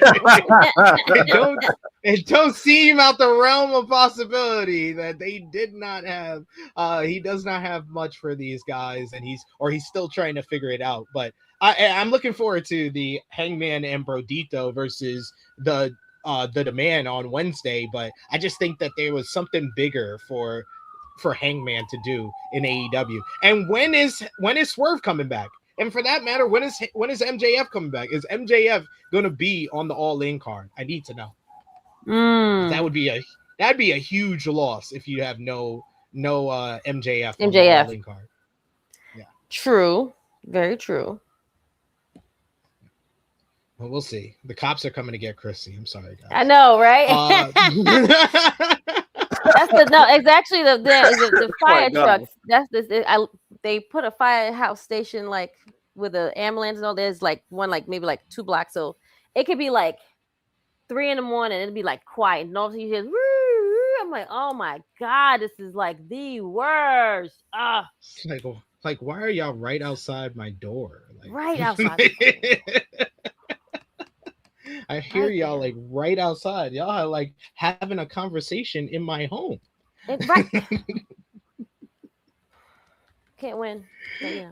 Can't win for losing. But we got to talk about the 2 big free agent tag teams in pro wrestling that many people believe are heading to AEW. First up, we'll talk some more about the AEW debut of the Motor City Machine Guns. Motor City Machine Guns made their AEW debut on Thursday's AEW Collision from Detroit, Michigan, and a new report notes the reaction within TNA on the matter. The tag team made their debut in AEW during the opening segment of Thursday's AEW Collision, during which it was announced that the 2 were officially All Elite. The Guns are perhaps best known for their time in TNA, leading some online to have speculated what they think about them going to AEW instead of returning there. However, Fightful Select reports that sources they had spoken to months ago didn't expect the Motor City Machine Guns to return to TNA. The report notes that they expected AEW to give the team an offer that TNA would not be able to match. The report notes that those sources added that the Motor City Machine Guns are still on good terms with TNA, and the 2 are 3-time TNA World Tag Team Champions, have 11 X Division championships between them, and both held the TNA World Championship once each. The Motor City Machine Guns bring their legacy to All Elite Wrestling, so it should be interesting to see what they have in store for all the fans of AEW. But fans got very excited this week with The New Day, as The New Day have made their first kind of statement or first kind of salvo since leaving WWE. On earlier this week, Xavier Woods posted up a video online called Daybreak, which saw an animated video of two unicorns, one being Kofi, one being Xavier, who were tied up and locked up at a circus. The ringleader of the circus looked very familiar. He had a bald head with a goatee with very familiar eyes. They see the unicorns who bust out of their stable. They bust out and they start running. They run past the ringleader. They run past another stable that had another unicorn with a broken horn who just nods at them in a very emotional moment. That other unicorn with the broken horn is, of course, Big E. As the Kofi and Xavier unicorns run past and run out of the circus, and as they run into the wild, they turn into Kofi and Austin Creed, which some people are dubbing Daybreak. So we've got the Motor City Machine Guns making their AEW official debut, and we got the New Day, now Daybreak, with their first video, probably the best post WWE release video since Jon Moxley in 2019. That's how good that New Day video was. It got people emotional. I had people all week telling me that they shed a thug tear for the Daybreak video. So not thug tears, son. Thug tears out here, yo. We shedding thug tears out here. But yes, the New Day have basically let it be known that they are now free. They are now post-release. So we got the Motor City Machine Guns making their debut. When do you believe we will see, or will we see, the New Day in All Elite Wrestling, Miss Krssi Luv? I think the pay-per-view. You think they're going to wait for All In? I think that would be the best spot for them, is a big crowd. I think it's like a big impact. They're going to go nuts. So wait for it to be like one of those like big moments for them to be there. Yeah. Josh, they deserve that. What about you? I agree. Same thing. I think probably All In. Again, I did like Sid's idea of like the vignettes, like they do like little things and little hints. I would like that aspect to leading to All In. That would be great, because they necessarily don't need to wrestle on the show. Once you show them, I mean, that's good enough, honestly. So, I would put my bet on All In. Yeah, it seems like that's the safe bet. It seems like everybody is pointing towards All In. You need kind of like, I think with AEW, because they have set the standards so high for their pay-per-views, you expect the great matches. You kind of need one of those moments like Daybreak, New Day making their AEW AEW debut to take it over the top of being like an all-timer AEW pay-per-view. Yep. I actually don't mind that Daybreak. I was like, oh, that's kind of genius, because I was also kind of wondering what name they would be come up with. Just because, I mean, obviously they can't use New Day. So it's like I was wondering, because they reverted back to their names. I mean, Kofi is just Kofi. He's one name status now. Like that's all you need for Kofi, right? That's all you need for Kofi. Yeah. And then Xavier Woods, I mean, well, what is it, Austin Creed? I mean, that name is way better than what Xavier Woods. And he's been known as that outside of WWE for years with Up Down now. Yeah. So I mean, that fits itself. But the fact that they've come up with a name and a concept of them leaving the circus, that video, man, I was like, damn. I thought the part that got me was the Big E part. The Big E one, sector. Yep. Yeah. I was like, damn. I was like, oh, my heart. Yeah, because it's just the fellas. I think they're content with where their paths are going. Big E is content with what he's doing. He's been very open about that. And he has every right to feel that way. And these fellas, they had every right to leave because again, the situation was they're telling them to take a pay cut. It's like, no, we agreed to these deals. So to ask them for a pay cut was a slap in the face. because it's like, what the fuck? I ain't taking no damn. I ain't taking less money. We've been here for this long, and this is how you treat us. No, we're out of here. So I like that they're betting on themselves, and I think value us. Now to see like where it's going, and I'm glad Woods stood his ground, because remember that bullshit thing that are like, oh, they want to bring him back for like content use. It's like you wanted to use him for that. But I would have hated that. I would have hated that so much. Me too. I would have hated that for him, because I'm like, bro, you could do so much. Like you could do so much. You could still wrestle. And you can still do content. Like you could do best of both worlds. You know, so the fact that we're getting all that your stuff and you still win. Yeah, and the fact that we're getting that, I mean, it's cool. You know, at least now we get to see another video, like Adam Cole, Cesaro, Claudio video. Like remember the party. Yeah, we get to see another one at least. That'd be cool. But that'd be funny. I'm here for it. But yeah, we're gonna see. We're going to see if the New Day and when the New Day make their next appearance in a pro wrestling ring. They definitely got people anticipating where they're going to land next, and when they're going to land next. So it's going to be interesting to see when they make their next appearance. They should make like their video as they're traveling to get to, because they're horses or they're unicorns or whatever. And they're traveling their way to make sure that they get. Oh yeah, they should show multiple videos and then just walking by stuff. Maybe it's little like Easter eggs. Like you see a jaguar somewhere. Mm-hmm. You see a jaguar somewhere. You see streamers somewhere. You see a broom. You see a broom for Kenny. You see other stuff. No. You need the unicorns is the New Day. You don't need references to them. You need references to AEW.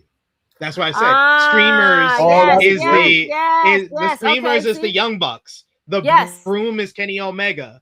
The scarf, you can have the MJF scarf in the background. You can have the Jericho Painmaker jacket in the background. Somebody gotta pay us something. They gotta pay us. Or for the elite, you could use the animals. Remember they had the animal concept years ago with the shirt? Two deers. Yeah, you can do 2 deers for the 2 deers for the Bucks, a cat for Kenny. You see the unicorn going by a movie theater and it says rated R on it. It says a rated R. And then then right next to the movie theater is a Rite Aid and it's all Father's Day cards. And they just write it by.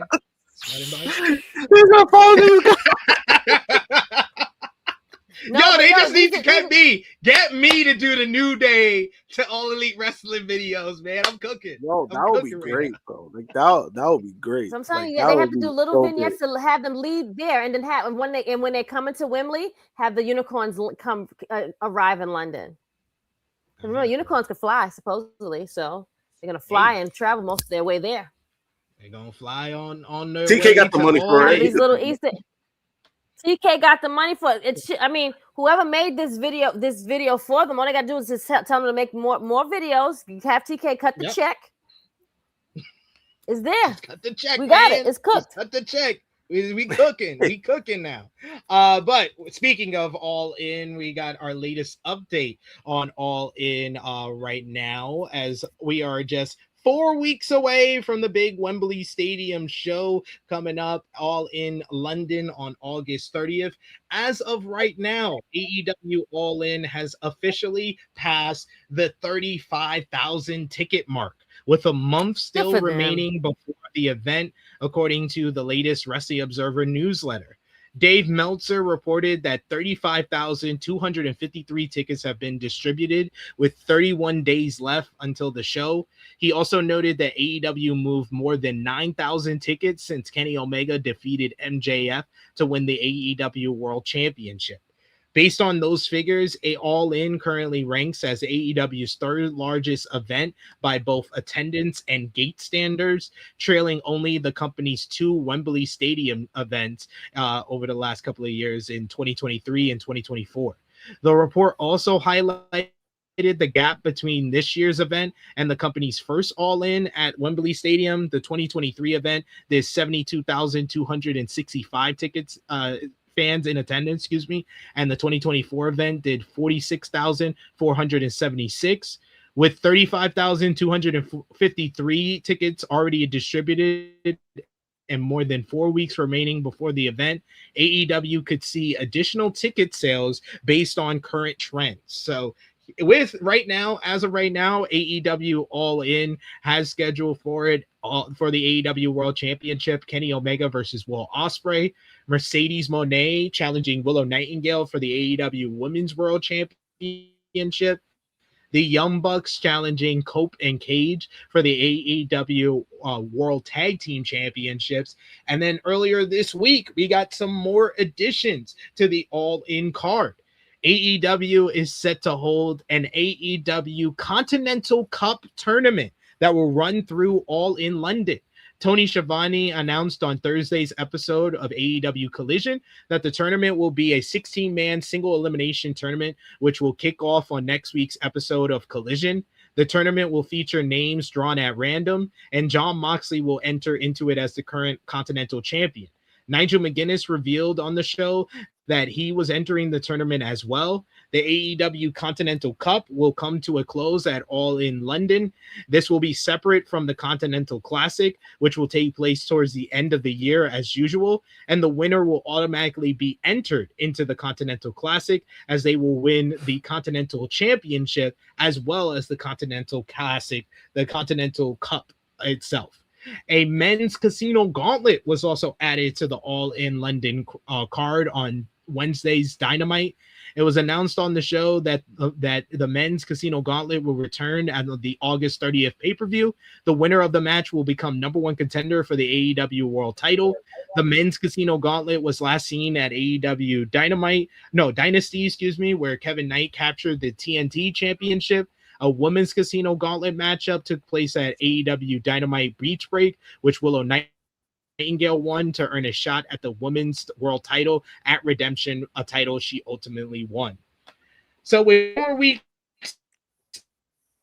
out, what do you think about the current ticket sales being at 35,000, and what do you suspect they can hit if they can continue to give us shows like Wednesday and do some hot angles like they did at Redemption? Where do you think it's going to land by the time we get to All In? Josh? So last week I said about 50,000. I think realistically 45,000 is, but I'm aiming for 50,000. I'm stick with that just because I think I think they could make a big push. 15,000 away, with a few weeks left. And usually that last week usually does the best sales. I'm stick with it. That's true. I'm stick with it. 50,000. All right. What about you, Miss Krssi Luv? What's the current number they're at right now? 35,000. Nah, yeah, 50 is there. I push 60. 60. Wow. Yeah, damn. How did you get to 60? I don't know. I'm just She's trying to one up me. I want them to win. She's like, you got 50. I'm going. It's not. We're not. It's like Crash is right. Like. It's like that time Carmelo went with number 7 because Raw Brown's number 6. That sounds exactly like Melo. That's something that Melo would do, definitely. Oh man, but yeah. I think my number would be at 45. I think they could push for 50 if they're able to hit 45 with like a week left. With like a week, if they can hit 45 with like a week left, they could possibly hit that 50 number. But I think that 45 is the safest that I can go as far as like my prediction for where they're gonna land. But hey, they're closing in on 10,000 tickets sold since Kenny Omega became the world champion. I think they made the right decision. Just a hint. Just the idea. I think they made the right decision because all those naysayers. Sales yep. To all those naysayers. Yep. To all those naysayers, you don't know shit. King Greg also agrees. He's going with 45,000. We got 45K from Mr. Bonda. We also got MCAS who says, TK, when are we getting a tournament for the ladies besides the Owen? I would love for a tournament for the ladies for sure, like a Continental Classic of some time. I want a round robin tournament for the ladies. I think that's what they need. That'd be cool. MCATS believes that 45K. He believes that 45K isn't out of reach. I think. We also got Chuck, who says I absolutely believe they can get to at least 50,000. If they can get to 50,000, 50,000 is the magic number if you want them to do another Wembley Stadium show.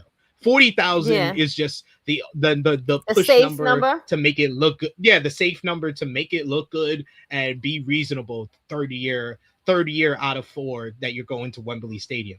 If they hit 50, they guarantee they're going back to Wembley Stadium.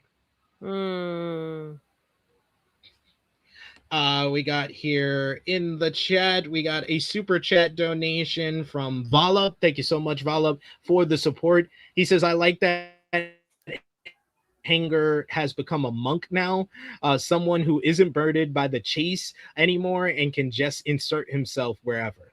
I do enjoy that as well. I just wanted something a little bit more. Just wanted him to feud with a bigger star on the card. That's all I wanted. And we got Ecuador, who says that Ospreay versus Omega poster is so damn good. It is. It just warms my heart. Can't wait to be there live. I'll be there live. Can't wait. Good for you. Yes. I'm gonna shed a thug tear when I see Kenny Omega and Will Ospreay stand in the ring. Like, can't believe I'm standing there. I got to see Bryan Danielson win the world title in that building, and I'm going to see my other 2 favorite wrestlers of this generation, Ospreay and Omega clash. I remember that was the same feeling I had when I saw Omega and Danielson at Grand Slam. I remember that feeling where I was in the crowd, and when they rang that bell and how everybody got excited, I was just in the crowd. I'm just like, oh shit, are we really getting this right now? This is really. They gave us a gym that we didn't even know we needed. Yep. One of those. Is this really happening right now? Am I actually here? Pinch me, type of moments. But we got more news to discuss. We talked about the Motor City Machine Guns. We talked about the New Day. There are possible additions to the AEW roster, but we got an update on someone else who could become a possible addition to the AEW roster, or basically has entered the portal to become a new addition to the AEW roster, and it's yet another release from WWE earlier this year. And of course, I'm talking about the most surprising and shocking release from the WWE releases earlier this year, Kairi Sane. There's a new update. There's a new update as she is now officially a free agent, and a new report has more details on her current status and where she might be heading next. Kairi Sane was, of course, released from WWE on April 24th. And now, as she closes in on free agency, Fightful Select has confirmed that Kairi is now officially a free agent with some notes on her current status. The site notes that Kairi was not at AEW Redemption, nor was she at the recent Marigold event, Marigold shows over the weekend. Despite being clear of her WWE contract at that point. Sources have indicated that as of now, she is not signed anywhere at the moment and is actively evaluating her future plans. It was noted, though, that Kairi Sane has officially signed with key agent in the wrestling world, Barry Bloom.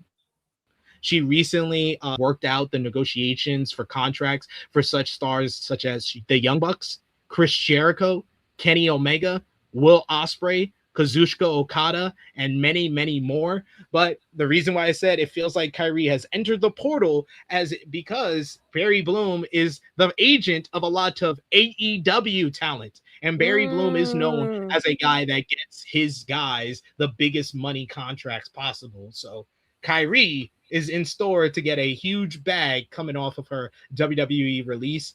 Do you think that signing with Barry Bloom means Kairi is heading to All Elite Wrestling? Josh? It does, because prior to this, she wasn't she wasn't signed to an agency. She wasn't signed to anything big like this.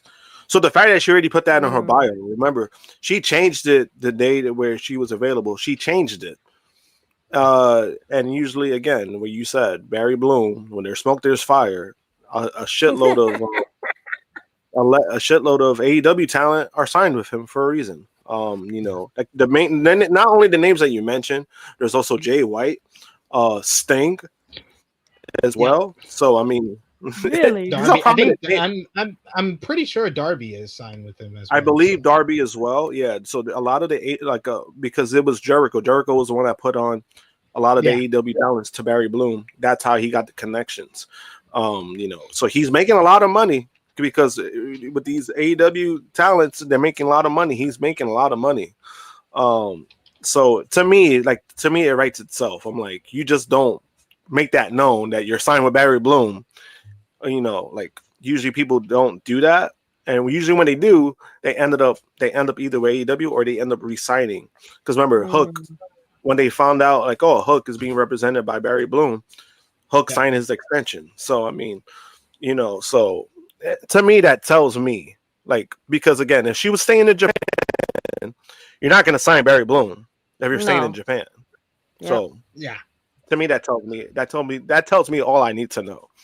And when I posted that screenshot of the information, people were like, "Who's Barry Bloom?" I'm like, "Go fucking Google it." I'm like, I don't got to tell you that. If you don't know, then you just fucking Google it. Oh, Josh don't got no time. He don't got no time for that. Krssi Luv, what do you think? Do you think Kairi is heading to AEW? Yes. She wants to work. She's still she can still cook. She can still do things, and she can have some good matches with those girls that are there. She can. I think she would be a big pickup, and I think that she works out perfectly as a signing right now, because I would put Kairi's debut at All In and make her like a mystery opponent for Tekla. That would be great. I was just thinking about that. Oh shit. Tekla makes an open challenge to anyone from Stardom, and it's Kairi who answers it as a Stardom legend. I'm not mad at that. Actually, she has to make key points. She has to say past or present. Past or present. That would be great. Yeah. Ooh. I like that. I like that idea very much. I think that matchup for Tekla would do not only good, but like that would be kind of, remember how we said with MJF, like, oh, MJF, he could kind of do anything at All In. He'll be fine. Tekla is like, if you put her with Kairi, she'll be fine. If you put that as a matchup, that'll be fine. Mm-hmm. Exactly. I think that she will do good with that. Especially if she's kind of asked to be the one to kind of carry it promo wise, especially. I think that she will knock that out the park. So yeah, I'm hoping that's where we would get Kairi if she is coming. But yeah, I think I've said this, that the Barry Bloom portal is a trusted conspiracy theory that actually pans out 9 times out of 10. If someone signs with Barry Bloom, they usually are ending up in All Elite Wrestling. But we got some more news when it comes to plans for All In now, or plans that were originally planned for All In, as newly crowned AEW Women's World Champion Willow Nightingale would defend her title against Mercedes Moné at All In London in the latest chapter of their rivalry. However, although a title matchup was always the long-term plan, it was originally going to unfold differently. Per Brian Alvarez on Thursday's Wrestling Observer Radio, Alvarez explained that the AEW Women's World title bout for All In London was always going to be Moné versus Nightingale. However, Tony Khan's original plan was to have Moné go into the pay-per-view as the champion and not Nightingale. Alvarez explained the original Wembley was this match switched. The original Wembley was Mercedes as champion versus Willow. So his plan was Mercedes being the champion at All In, and she has yet not been the champion yet. So this would be a big change. And there were a lot of things that almost spoiled his plan for this matchup. And he switched everything around to make sure that he got to the match and that he wanted. So we'll see.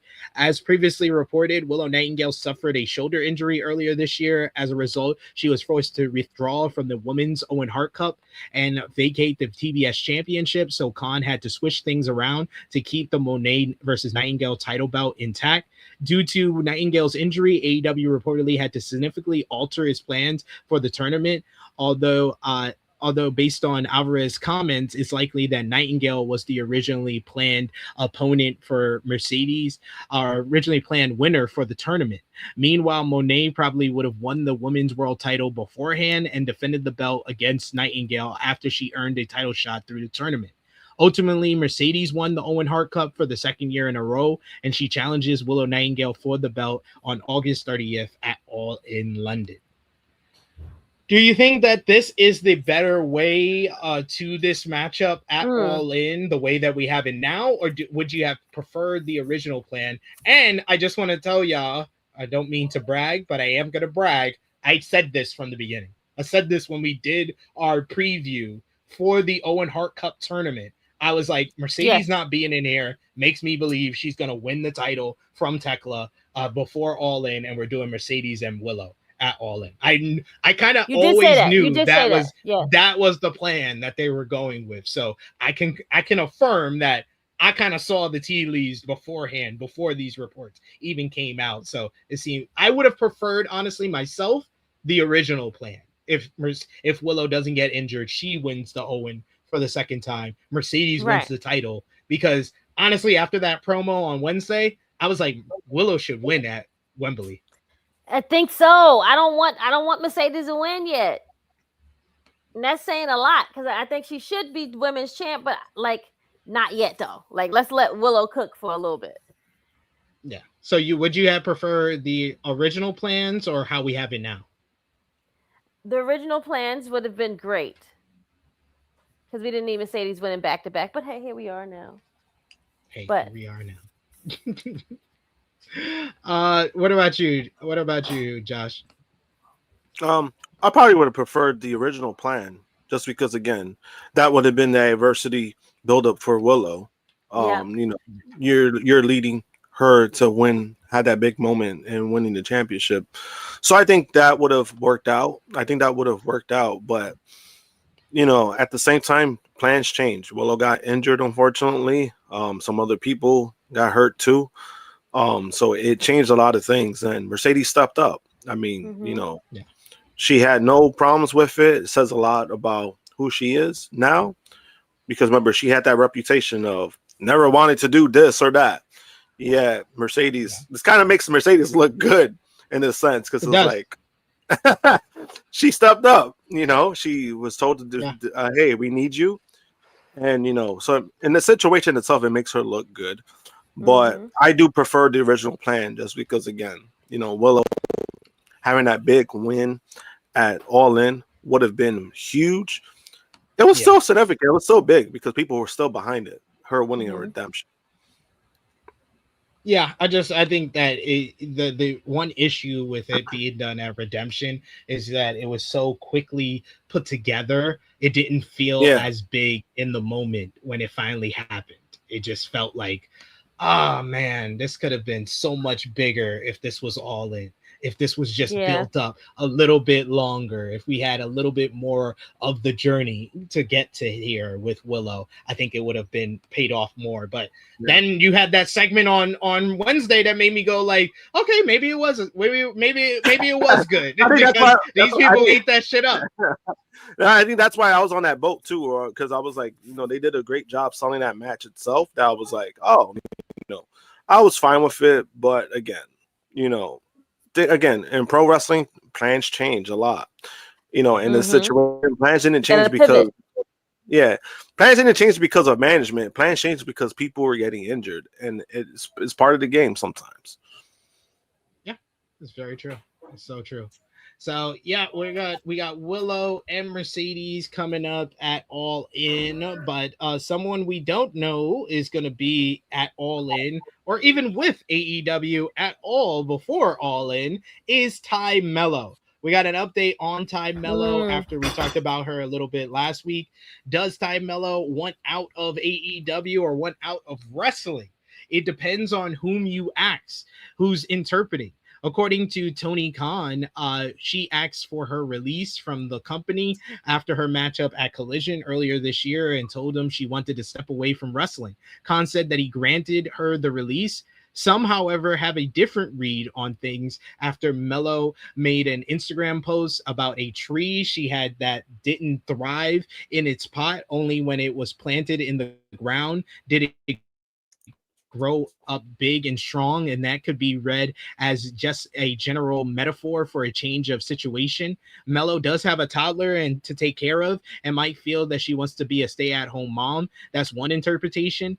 In the Wrestling Observer newsletter, Dave Meltzer takes a different read of the situation, noting that the careful cryptic wording of the story, he says that she gave the impression that she wants to wrestle somewhere else and had been frustrated that she wasn't getting enough chances to wrestle. She didn't say that. She used the words that would lead you to believe that.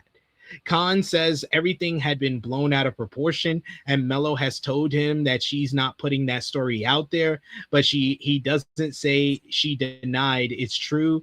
We'll find out soon enough if she surfaces somewhere else. So we'll keep you updated on Tay Melo and all that drama, and if she will wind up staying with AEW or elsewhere after the release that Tony Khan's going to give her. Then we got some news on Jacques Rougeau after he was at AEW Redemption.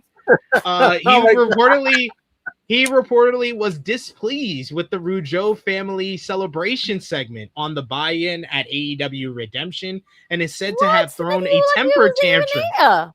No, you'll see. You hear why. You hear why. That's why I was laughing. You hear why. As noted, the pre-show on Sunday's pay-per-view featured a segment celebrating the Rougeau family dynasty.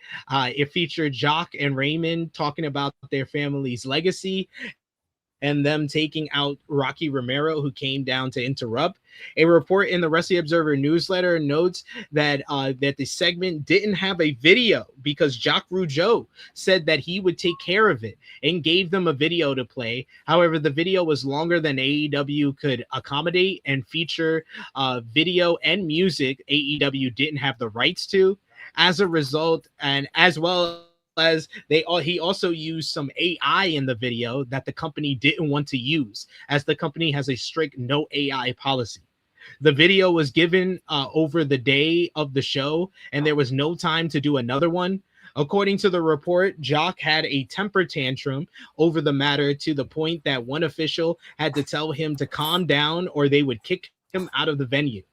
Jacques ended up being booed during the segment as he has a bad reputation in Montreal in the local wrestling community there over a number of issues. The report notes that despite what people may think, this wasn't a heel reaction from the crowd and he was being legitimately booed, something Wrestling Historian Pat Lepre also noted. Lepre said on Twitter, for those who think Jacques Rougeau had got a heel reaction in Montreal, that wasn't the case. He was legitimately being booed. He tried to save face with his comeback, but when you're being honored in your hometown, calling out your haters and telling them to kiss your ass isn't supposed to happen. More and more fans are simply seeing him for who he really is. Jacques posted the tribute video on his Facebook account on Wednesday. Josh, what did you think about Jacques Rougeau's crazy adventure at AEW? I mean, I was dying, honestly. When I heard that he threw a temper tantrum and they said he took care of the video, I was like, man, this is another Jacques Rougeau story. Yeah, it's such a lame thing. Like, bro, the coolest thing he's ever done was Punch Dynamite Kid. Even that's debatable. But I mean, but I saw the video. The video was fucking ass. So I'm so glad AEW said no. The fucking video is fucking horrendous. I was like, "What is this?" I didn't even got in my way to watch it. It's bad. You remember how they were promoting just imagine El Grande Americano. Like, remember how they were doing the AI stuff over something like. Oh, okay. It's similar to that. Like, that narration is similar to that, where there's a guy talking. similar to that. And then you can see like the AI stuff. I'm like, oh boy, this shit sucks. It's over a minute long for no reason. It's over a minute long. This dude was. I don't even know like what's happening. This was the Mountie. Like, what are we doing? Yes. The Mountie apparently doesn't always get his man. I mean that's the reason why couldn't get Tony Khan. I mean, there's a reason why Big Boss Man was kicking his ass back in the 90s. It's a hard times. It's a hard time. Bro, that video, you gotta see the video. I really don't want to. No, it's hilarious. I'm good. If you want a good laugh, it's a good laugh. Like, I had a great laugh because I'm like, the man was upset over this shit. I'm like, this is why AEW, like, good job, AEW. Thank God you didn't go through with it. Says we will not be doing that. Thank you very much. AEW Redemption is now in the books from the past weekend. So we got some news on the numbers coming out of the event. A new report had some notes on the early buy rate numbers. The Wrestling Observer newsletter reports that the early estimates are likely around 115 to 125,000 buys for AEW Redemption, which would be the lowest pay-per-view numbers of the year for the company, which is a good thing. The fact that 115 to 125K is now the floor for AEW pay-per-views, that says that the business has risen tremendously. The site notes that early indications for the show were surprisingly good and that Google searches were up 41% domestically, 25% worldwide from Forbidden Door. However, it is noted that HBO Max and other streaming numbers are said to be down from Forbidden Door and AEW Dynasty, which were the lowest pay-per-view numbers of 2026 for AEW. Dave Meltzer made it clear that this is all estimates based on the available indicators and that AEW Redemption was expected to bring in a lower number. AEW's next pay-per-view is All In London, which takes place obviously in London, England on August 30th, which is believed to likely end up the best numbers for any show this year and perhaps in a few years. So low numbers, build matters. That's what this means to me, is that build and star power still matter. So do better with that for All In and the numbers will be up. Hopefully they can push 200K for All In. Yeah, to be honest, 115, 125. That's actually a good number for that because I thought it was gonna be lower just because again people are saving up for All In and that's what the people are kind of waiting for. So to get 115, 125 going into All In, this is just another mark that could say like, hey, our pay-per-view revenue went up because of Redemption. So I mean, so I mean I think it's not terrible because I'm like, this is a pay-per-view that shouldn't have happened, but they made money off of it. Yeah, as long as they made some money, it's a pay-per-view that. Am I muted? No. Yeah, you good? No, you good. You're muted right now? I thought you were. I'm good. Oh, I was about to say. I was like, what? You're good. Yeah, you're good. Oh no, because on my end, it looked like you were okay. talking, and it was kind of like the words came later. It was weird. Right. It was a little laggy, but you were still there. Yeah. Okay. Fair enough. But yeah, it's a pay-per-view that they didn't know was going to be on their schedule at the beginning of the year, so it's extra revenue for the company at the end of the day. We got a couple of comments to feature here. We got Savet, who says Tony Khan needs to sign Kairi Sane now.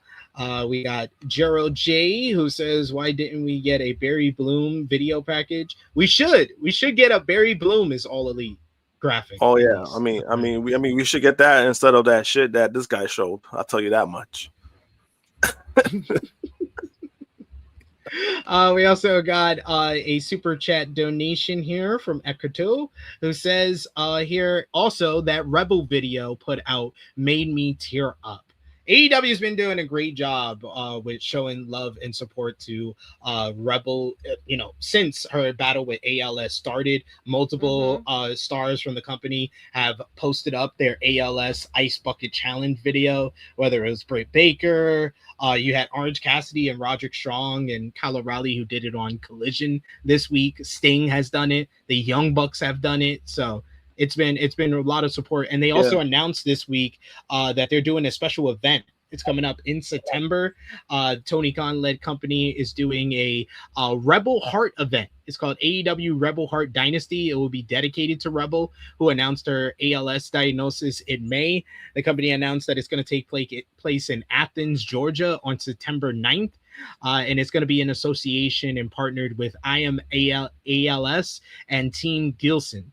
The press release further stated that a donation from the event will be made to benefit I Am ALS, a community dedicated to patients dealing with the terminal disease. And the promotional poster for the show features Kenny Omega, Mercedes Moné, Will Ospreay, and Swerve Strickland. So, good stuff. Good stuff. Anything nice. It was even nice to see ICP dump the ice bucket water on the conglomeration on Collision. Yeah, that was great. And then, but I also got to give some credit to TNA. TNA also did like a kind of a thing for Rebel. They were, when they nice. Good for them. Yeah, they did some talking about her. So I thought that was a classy move on their end because she was a knockout. Like, she was. TNA was was a significant part of her career. So I like the fact that they did something. They acknowledged her in that form too. Everything I've been seeing with it, I'm so glad because again, she's somebody that I've worked with before too. So I mean, I've been loving the fact that she's getting all the love that she's getting now with everything. So I mean, it's a nice thing that they're doing, especially the show. I didn't expect the show, but the fact that they're doing like a televised show for it, I think that it means a lot, and I'm pretty sure like it means a lot to her as well. Yeah, most definitely. She definitely appreciates it. She's shown that on her social media throughout as well. We also got here a couple of different we got King Potato says that was the Mountie. And Dion says this dude is such a boomer. Yelling at the clouds, you damn youngsters. So yeah. And then final news note from AEW, a number of independent promotions have hopped on board with My AEW, including Athena's Metroplex Wrestling, Will Ospreay's Pro Wrestling Eve, Rev Pro, and more. AEW announced via a press release that 6 new independent promotions have joined the streaming service: United Wrestling Network, Metroplex Wrestling, Pro Wrestling Eve, Revolution Pro Wrestling, Westside Extreme Wrestling, AML WrestleCade Entertainment, and the 6 join a host of indie promotions that are already on the service, like Maple Leaf Pro, C4, Limitless, 14W at Produce, Warrior Wrestling, Creator Pro, and Wrestle Pro. The announcement also listed the live streaming and pay-per-view events that will be available on My AEW in August. On last night, you had the CMLL Lelena del Plata 2026 finals. You have Produce coming up on Monday. That's going to take place in Brooklyn, New York as well. August 4th, nice. You got CMLL Martis Popularis. August 7th, you got CMLL Grand Prix International 2026. August 9th, you got UWN Red Carpet Rumble. August 15th, you got WXW Shortcut to the Top. August 21st, you got Ring of Honor Death Before Dishonor. August 23rd, AEW Brawl in the Ballpark, the house show event that they did at the Minnesota Twins Stadium. That's going to be available on the service. August 28th, you got Eve 153, Eve versus the World 2 in London, England. You got August 29th, Rev Pro 14th year anniversary. August 30th, All In London. And then the service launched back in March, and it's an international service with a fast AEW channel available for US fans and subscription tiers for international fans, granted streaming service and streaming access to ROH TV and pay-per-views, AEW Dynamite, Collision, and pay-per-views. So doing stuff big with my AEW. Now we're gonna see if they announce that stadium show. It's gonna have all the my AEW promotions on it. It's gonna have a whole weekend. It's gonna be the collective too. There we go. Now let's since we're finished with AEW, we'll move on over to New Japan Pro Wrestling as it is week 3 of the G1 Climax 36 tournament. This week you had a big matchup was Gabe Kidd defeating Zack Sabre Jr. in the B block in what was a great main event to day 7. He gets 2 points in the tournament. Drilla Maloney pulled off a huge win as he picked up a victory over Callum Newman with the Drilla Killer to get 2 points of his own in a good bout. Both Gabe and Drilla are 2 of the top guys in the B block so far. Hanare picked up a win over Ren Narita, while Oscar choked out Aaron Wolf in a solid bout.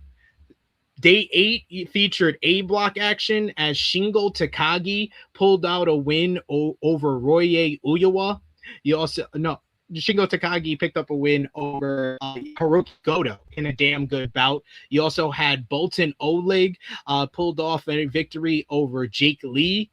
Konosuke Takeshita scored a win over Great Okan, while Yota Tsuji defeated Yuto-Ice in an absolutely phenomenal main event spectacle that featured 280 chops. 280 chops in a matchup. You have to see this to believe it. Day 9 featured B block action once again, as you had Callum Newman picked up a win over Gabe Kidd in a very good bout. Oscar beat Drilla Maloney in a solid matchup. Ren Narita pulled off an upset victory over Zack Sabre Jr., while Yuya Uemura beat Aaron Wolf in another very good main event to the show as he got 2 points in the B block. You got the B block standings as they currently are coming out of day 9.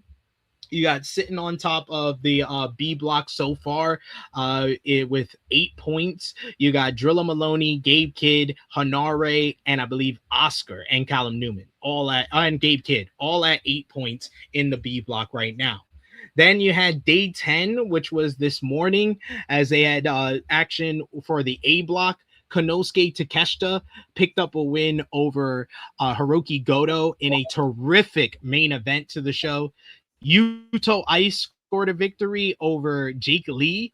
Shingo Takagi picked up a win over the Great Okan, while Bolton Oleg took down Sanada in singles competition. And Yota Tsuji scored a win over Aroye Uyawa in an excellent encounter on the show. So some really great stuff. This has arguably been one of their best G1 starts in the last couple of years. They've been having killer matches. And like I said, Yuto-Ice versus Yota Tsuji, one of the best matches I've seen all year long. 280 chops. This man's chest was black and blue. It was ridiculous. 280 chops. Goddamn. I could barely take like 3 chops. I only made it 280. 280. His fucking chest looked like it was turning colors as he was talking. It was crazy. Like that's 280 combined, like within the match, or 280 chops that he took. No, Yota Tsuji threw 280 chops on Yuto-Ice. Oh my god! Yeah. Oh my god! Yep. Yo, insane. Damn, insane. I got to watch that just for that. You do. Then we got ROH from this week. You had ROH YouTube special. You had Maya World picking up a win over Janai Kai in a solid opener. You had Nick Wayne beat Alan Angels. You had Action Andretti and the Ops scored a squash win over Landon Hale and Robert and Steve Allen. Isla Dawn defeated Erica Lay Later, she challenged Red Velvet for the ROH Women's TV title. Adam Priest got another win over Kyrian Gray, while Griff Garrison got a rare win over Aaron Solo. Shane Taylor Promotions overcame the Spanish Announce Project in tag team action, while Orange Cassidy, Dalton Castle, and the Outrunners beat the Swirl and the Premier Athletes in a pretty fun 8-man tag team main event. Then you had ROH TV on Honor Club on Thursday. You had Steph DeLander. She picked up a win over Rachel Ellering in a Pure Rules matchup. Later on in the show, SDL challenged Deonna Purrazzo to face her for the Women's Pure Championship at Death Before Dishonor. That was made official. AR Fox picked up a win over Soleil in singles competition. Juice Robinson beat Anthony Hendry in the main event. The Kingdom and the Grizzle Young Veterans scored a victory over Busta and the Brain, as well as the Von Erichs in 8-man tag team action. Diamante picked up a win over Ali Catch in singles action. Later, you had her MIT leader, Athena. She challenged Hazuki for the ROH Women's World Championship at Death Before Dishonor. That was made official. Bandito and Nick Wayne had a backstage interview to make their match official for the ROH World Championship at Death Before Dishonor. Lee Moriarty beat Angelico to retain the ROH Pure Championship in a very good matchup. Later, it was announced that Moriarty will defend the Pure Championship against Nigel McGuinness at Death Before Dishonor. If Nigel loses, he will never wrestle in Ring of Honor ever again. So, big matches. That is on Friday, August 21st. Ring of Honor, Death Before Dishonor in Philadelphia. You should go, Josh. You should go to Philly. Will LeBron James be there? I mean, if you invite him, he might be. Oh, so that means I'm not going then. Damn. I heard that ROH was inviting you personally themselves. Yeah, and then they're gonna to be the official title holder for the matchup. Yeah, and then that's what I heard. They got to record it for next week because I'm not gonna show up. Damn, that's crazy. So you saying they lied? You saying people lie about it? People invite people to wrestling events without the intention of them actually showing up? You telling me that? Yeah, all the time. That's crazy. That happens a lot. Well, who would do something? Who would do something like that? I don't know, but you're gonna put it on social media, then you're a fucking idiot. That's all I got. You gotta be pretty desperate. You gotta be an idiot. You gotta be pretty desperate to do something like that. Like, I don't know. I mean, idiot, desperate. I mean, they could be something of a cousins to one another, if you will. So, yes, we are talking about that, and we will talk about that more in depth as we're going to go into WWE territory. Don't worry. But yes. Finally, there is CMLL over in Mexico. They had 2 shows this week. On Tuesday, you had the Martes Populares show, which had Los Infernals scoring a victory over Espinay, Neon, and Titan in a good trios main event. Flip Gordon beat Nevero Roja. Then you had CMLL Viernes Spectacular last night. The show featured Máscara Dorada defeating Commander to win the Torneo La Leyenda de Plata 2026 in an absolutely outstanding main event to the show. Gotta wait to watch this. This is one of the best Lucha Libre matches of the whole entire year. Hechicero beat Roderick Strong to retain the CMLL World Heavyweight Championship in a great matchup. Thunder Rosa beat India Sosi to win the Mexican National Women's Championship, and Persephone scored a victory over Tessa Blanchard in a great match to retain the CMLL Women's World Championship. So some good stuff from CMLL, ROH, and AEW this week. But Krssi Luv, you've been gone for a while, but you were back again, and you know what time it is. What time is it? TikTok time. It is TikTok time, and we are here during SummerSlam weekend. So we're going back to one of our favorites. We're going back to King of the Hill, and we're going to determine what is the best SummerSlam match. King of the Hill. Are y'all ready? Hi, friends. Yeah? Okay. All right, we're going to start off with a tough one for y'all for King of the Hill SummerSlam matches. We're going with King of the Hill SummerSlam matches. Bret Hart versus Mr. Perfect at SummerSlam 1991. Ooh. Cook, man, that's a good versus one. Bret Hart versus British Bulldog from SummerSlam 1992. Damn. Krssi. I'm going Mr. Perfect. Josh. I'm going the British Bulldog match. Say hello. Damn, y'all gonna make me be the tiebreaker? Let me see what the chat says. Oh, look. Oh, look at this. Look at this. Look at all the dogs. Oh. Say hi, Prince. Nice to meet you. Oh, this is tough. It's a tough one. I feel like Perfect is the better wrestler of the two. Mm-hmm. But if you're going moment-wise. But yeah, the bigger moment, the bigger matchup, the more memorable matchup is 92, Wembley Stadium. Right. And that's the matchup that really put Bret on another level and elevated him to the main event scene. So I'll go with Bret and Bulldog. I'll go Bret Bulldog. So we got Bret Bulldog versus Bret Hart versus Owen Hart steel cage match from SummerSlam 1994. Krssi.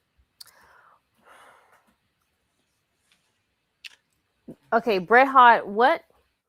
94? Steel cage match, you said? Yes. Him and Owen? Against British Bulldog and 92? Yes, against Bulldog and Bret, 92. Steel cage. Josh. I'm going with the steel cage match. All right, so steel cage match moves on. So we got Bret and Owen. I'll probably pick Bret and Owen. That's one of my favorite WWE steel cage matches ever. Bret and Owen steel cage 1994 versus Shawn Michaels Razor Ramon 1995 ladder match. Ooh, damn. Josh. Oof. I'm gonna go with the ladder match. Krssi. You cooking, SP, this morning? You cooking? These are tough. Usually they'll usually be easy. These ones is actually hard because these are actually all like cooked. They're like all-timer matches. Right. These are all like stellar matches. I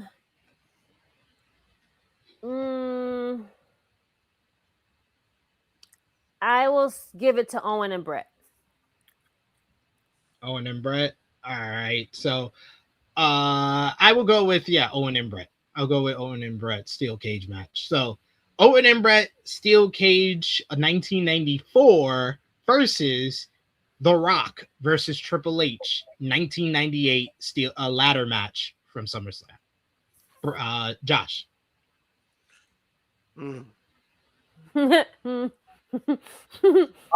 I'll go with the cage match. Krssi. Yeah, I'm gonna stick with the cage match. You? This is when I would have picked the ladder match. I would have picked The Rock and Triple H. That elevated two guys' careers. So I would have went with that. But we're sticking with Bret and Owen as the King of the Hill, and they're going up against 2000 TLC, the Dudleys, Edge and Christian, and the Hardys. Ooh. Who you got, Josh? I'm gonna go with the tag teams. Yep. You going with TLC 1 as well, Krssi? Yep. Got to. All right. So TLC 1 is the King of the Hill. TLC 1 versus 2002 Shawn Michaels versus Triple H unsanctioned match. Josh. Shit, I'm actually gonna go with the Unsanctioned match. I remember seeing that live. And like the story, you know, like the lead up to it, I thought it was great overall. I'm gonna go with that. Yeah, same. Krssi? I have to agree. Wow, I was gonna go with TLC. Y'all are switching it up every single time out. All right, so Michaels and Triple H 2002 versus Benoit versus Orton 2004. I'm sticking with the Unsanctioned match. Krssi?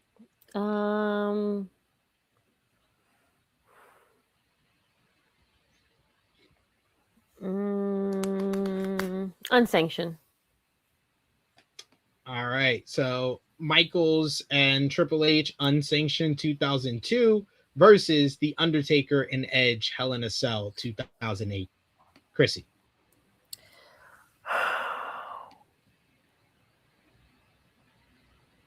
Hell in a Cell. Josh?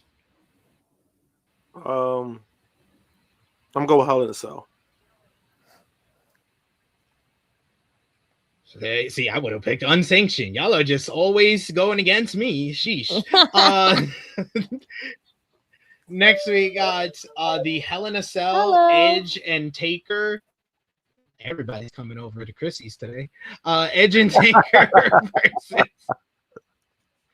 Edge and Taker versus Bryan versus Cena 2013. Josh.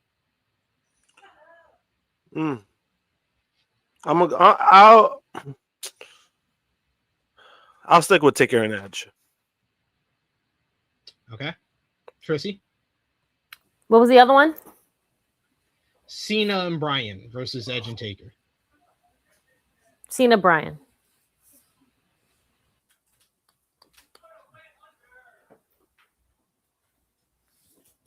Wait, you're muted.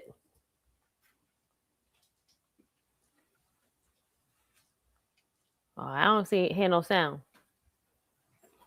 You, Josh? I didn't hear nothing. Okay. Yeah, I don't know. We lost you, friend. I can read your lips, though. That's how I know you agreed with me. I don't know what happened. See? He was with us, and then now he's gone. He got to come back. Yeah. I knew that was going to happen eventually because he was going to end like the sound. He was lagging. Yeah. It would have been mad funny that it was going, and I imagine it would have like set it. I'm like, oh. Yeah, he should be coming back in. He may have to reboot his stuff, his Wi-Fi. He'll message us and tell us in a second, probably. Yeah, I see him back in. Yep, I see him back in. Yeah, I can't see him on my end because I don't have the login stuff. So. Oh, you used the link. I'm back. Yeah, I have the link. Yeah, I don't have the login. Yeah, I can hear it. Yeah, you can hear you now. Better. I'm back. Much now. better.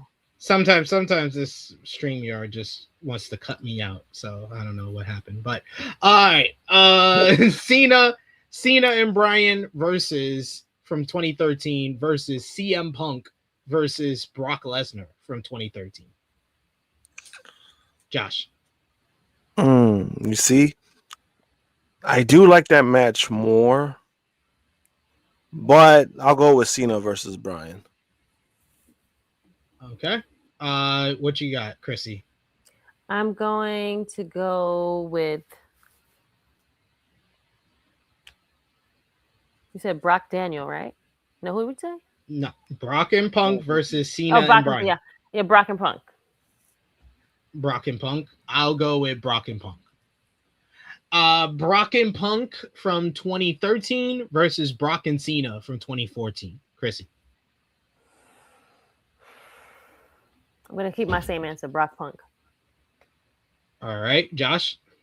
2014, was that when Suplex City That's the Suplex City. That's the Suplex City one. Yeah. You see, this one is tough because the matchup was a squash, but it was kind of fun to see. That's That's kind of the problem because it was like it was a fun matchup to see for all the wrong reasons. Cena was getting killed, but the matches itself, Punk and Brock. Okay, Punk and Brock for you. Yeah, I'll go with Punk and Brock. I'm gonna go with Punk and Brock as well. Then we got Punk and Brock versus AJ Styles, John Cena, 2016. Krssi. AJ Cena. Josh. AJ and Cena. Yeah, I figured that. Yeah, we're gonna pick them. AJ and Cena. AJ and Cena versus Braun Strowman, Brock Lesnar, Samoa Joe, Roman Reigns from 2017. Josh. Styles and Cena, but I was there for that 5-way match. That was actually fun and way better than it had any reason to be. I agree. That was the monster match. I still remember that. The monster mash matchup. Then we got Krssi. Who's it again? What's the one? Is Cena and Styles Cena? AJ Cena, Braun versus Braun, Joe, Roman, Brock from 2017. The last one. You're gonna pick the 4-way? I'm going with AJ and Cena. Okay. Then we got AJ and Cena versus, let's go with Roman Reigns versus Brock Lesnar from 2022. Oh, he just disappeared again. Damn, what streamer are trying to do them? I don't know. They probably don't want him to choose.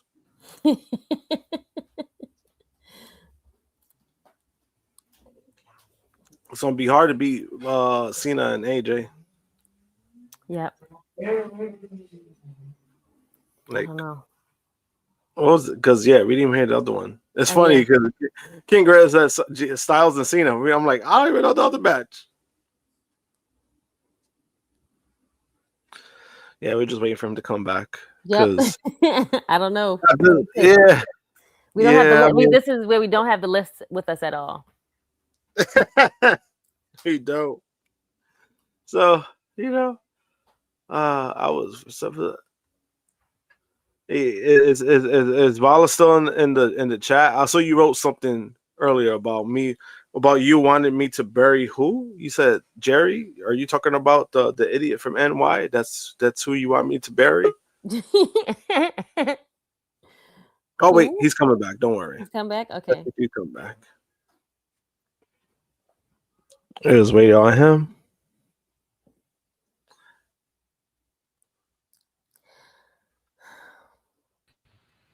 Well, in the meantime, there you go. I was about to say something. Be great.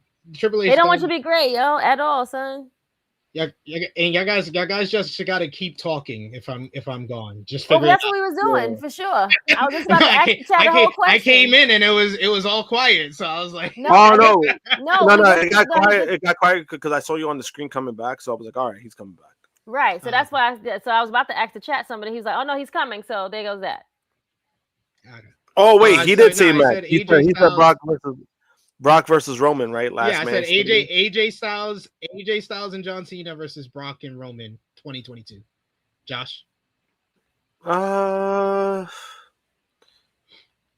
remember this match because of the fucking, what was it? The fucking track he came out with. Forklift. The forklift. Oh, that's when he put the ring up? Yeah. Yeah, he had the ring. He put the ring up. I remember this match for the wrong reasons because I remember somebody that we all know was saying how this was the match of the year. And when he was like, oh, nobody better debate me. Or like, oh, he wanted people to debate him about it. And when I did, he got upset. And I was just like, because you were wrong. That's how I remember this match. But the match was good. I actually enjoyed the match itself. But I'm stick with Cena versus AJ. Krssi? Yeah, Cena AJ. Yeah, I'll stick with Cena AJ as well. And then we got Cena AJ, final one, Cena AJ versus. Oh my God. Yeah, it happened again. Okay, see. All right, chat. I'm gonna ask you a question. Since tonight is the first night of SummerSlam, do we know who's the first? Because they're doing like the whole like ESPN foolishness first, and then the main show. Is that what they're doing again? I think so. I haven't. If they promoted it, I haven't seen it myself, but most likely that's what they're doing because usually that's how they've been trying to sell the Booking it? pay-per-view. Yeah. Well, I mean the PLE. My bad. Sorry. I think that's what they're doing, but me personally, I haven't seen any advertisements of it, so I can't say for sure if it's happening or not happening. Same. I didn't. I was like, let me ask the chat. Did they do that? Because I didn't hear it when I was too sure, so I don't know. SP, they don't want you to be great, friend. Apparently not. Every time I try to delete a pitch, every time I try to delete a picture, they're just like cutting me out. But yes, AJ and Cena versus Cody and Cena is the last one. AJ Cena. Josh? AJ Cena. I was gonna pick AJ and I was gonna pick Cody and Cena, but y'all beat me. So okay. Yeah. Sorry. I think that match is better. I'll be honest. Which one? Cody and Cena. Cody and Cena. Okay. They both were good. I like the fact they over delivered because that they needed that because that WrestleMania match was a stinker. So yeah. It was. It just was. It is what it is. But it was not good. It was not good. But yeah, Cena wins. Cena wins at the end of the day. So AJ and Cena is the king of the hill of SummerSlam matches. Theon says SP3 getting Scorpion death dropped. Apparently, yo. We got Dion who also says next season of Unreal is Triple H cutting the cables outside of SP3's place. Apparently, like I can't delete pictures on the back end without me completely crapping out. That shit was crazy. All right, but we got to move on over, guys, to WWE now. As WWE SmackDown, you had last night, it was the go-home show ahead of WWE SummerSlam starting tonight, the two-night event. Last night's SmackDown was from Green Bay, Wisconsin, and they had plenty of big stuff on tap for the show. To open, they had Finn Balor, who came out for the opening of the show to basically address his matchup with Sami Zayn coming up at SummerSlam Night 2. He was interrupted by Sami, who came out for a promo exchange with his opponent coming up at SummerSlam. But of course, they were interrupted by none other than Gunther. Gunther would attack both men, laying them out. Then he would basically request Adam Pearce make him the new number one contender until Nick Aldis came out and assaulted his SummerSlam opponent. He put Gunther in the Texas Cloverleaf, teasing that will be his finish and the way he puts him down at SummerSlam before both men were separated by security. And then Gunther laid out Aldis with one more big boot before they were separated for good. You also had on the show, later on in the show, you had Michin and B-Fab. They picked up a win over Tiffany Stratton and Chelsea Green in tag team action.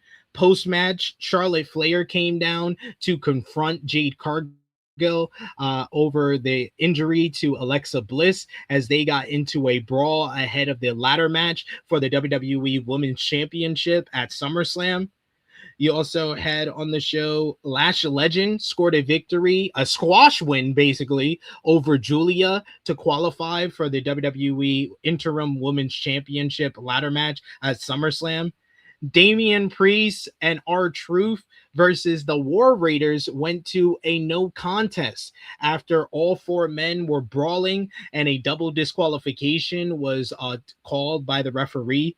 They continued their fight after the matchup until the Tongans, Tala and Tama, came down at the behest of their father, Haku, who will now seemingly be their manager, as Haku basically gave them a pep talk earlier on in the show, telling them that they are the sons of Haku, the motherfucking Tongans. So they came out and took out Truth, Priest, and the War Raiders to stand tall with Haku at the closing of this segment.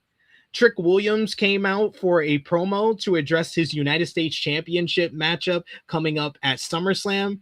He was interrupted by Baron Corbin. Baron Corbin said that he is here to teach a lesson to Trick and take his United States Championship. He also wants to teach Trick patience. So when Trick wanted to fight Corbin, Corbin bailed and told him to wait until SummerSlam.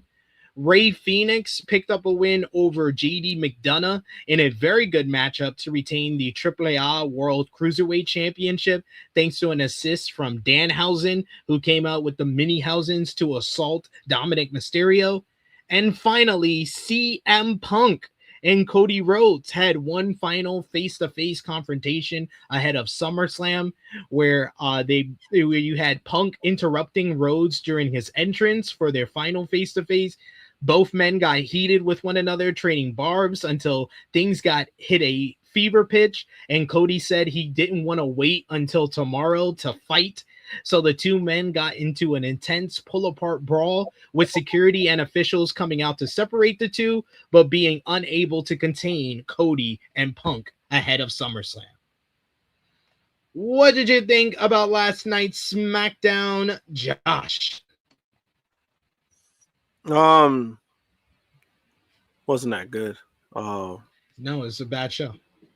And what sucked about it more was that I watched Spider-Man and I was off the high of watching Spider-Man, and then I'm like, oh fuck, I gotta watch SmackDown because it's my homework. And it was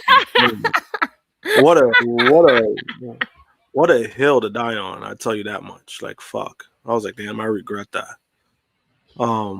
It wasn't a good show. The Giulia thing, I know like there's people like who are like really angry and upset about it. I'm gonna be honest with you, I'm not that upset about it. Just because I think she deserves better, yes, but then at the same time it's like this is what you signed up for. Yeah, she signed up for it. So I mean Exactly. I don't feel that bad, and it's like, at the same time, I mean, it was against Lash Legend. I think Lash has improved a lot. Maybe this is just me being biased. I was okay with it because it was Lash. Lash, they presented her like a badass. She's dominant. She's a badass. And she got a squash win. People need to get over it at this point. It is what it is. And then the stuff between Cody and Punk, I mean, I thought it was okay. Like, it wasn't the worst. I thought it was okay. It's kind of funny. Cody actually thought he was Guile at one point during that. I saw that vignette and I was so confused. I was like, what is going on? Yeah, but then it was kind of obvious. They did to push merch. They did the t-shirt release with him and Roman. So it was just that. It was a thing, but it was pretty funny, I thought. But besides that, I mean, the show, SmackDown was SmackDown. Seeing how cool was cool. Of SmackDown.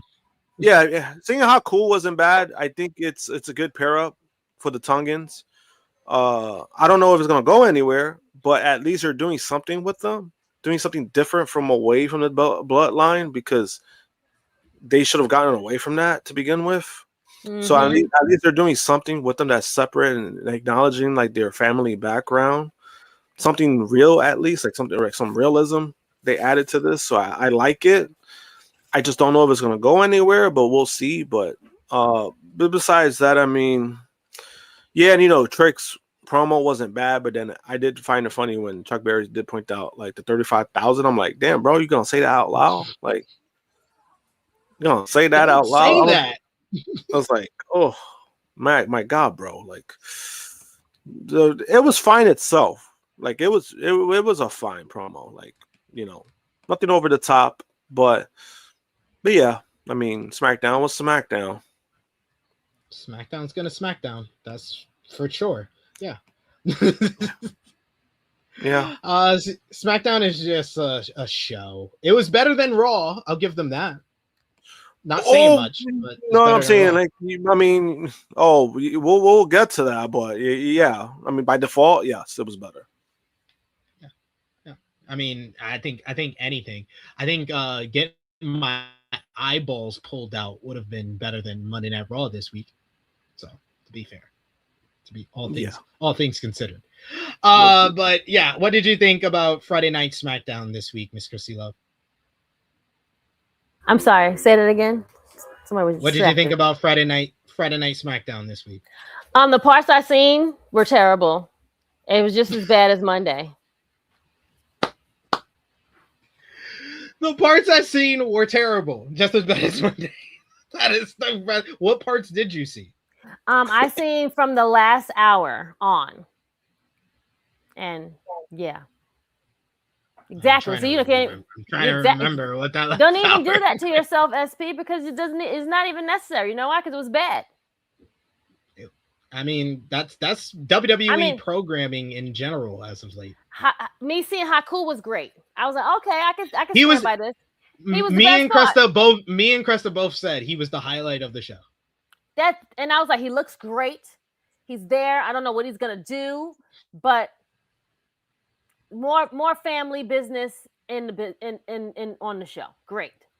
Hey, all I need him to do is watch the Shockmaster's debut over and over again on a loop. That's one of the most entertaining things I've ever seen is Haku's reaction to the Shockmaster. One of the greatest things ever. Top five dead or alive. But yeah. So why is SmackDown in this state? Like the state that it's in, where just no one cares. No one really cares about SmackDown or Raw right now because it really feels like WWE doesn't care about either one of these shows. And them having them fake ass meetings on Unreal is just really stupid. It's insulting my intelligence at this point. I realize that a lot of these like meetings that they have in the creative room is just an exercise in who can come up with the best sports analogies for the young talent that we're not going to use. I should come up. That that Obafemi, he's like a starting pitcher in the bullpen. He's like, that's like having a number one prospect as a quarterback. I was like, are y'all just coming out with different sports analogies for Obafemi to explain why y'all are not gonna push him right now? And it's not even good. It's not even good analogies either. It's not. It's not even good ones. You're talking about starting, but it's like, what? Like, do you even watch baseball to even understand what the fuck you're saying? But they also think that this is like an actual like sporting like they think that this is like a sports team. I think at this point now, you're an ESPN, like they're doing all these things. They think they are so sports entertainment that they think that this. What do you think? Cody keeps saying he's the QB. You're not. This is not football. Like, shut your ass up with that shit, man. Ah, man. Cody came off horrible to me in that promo segment. He just sounds like a petulant little kid in comparison to Punk. That's saying a lot. Punk is a kid himself.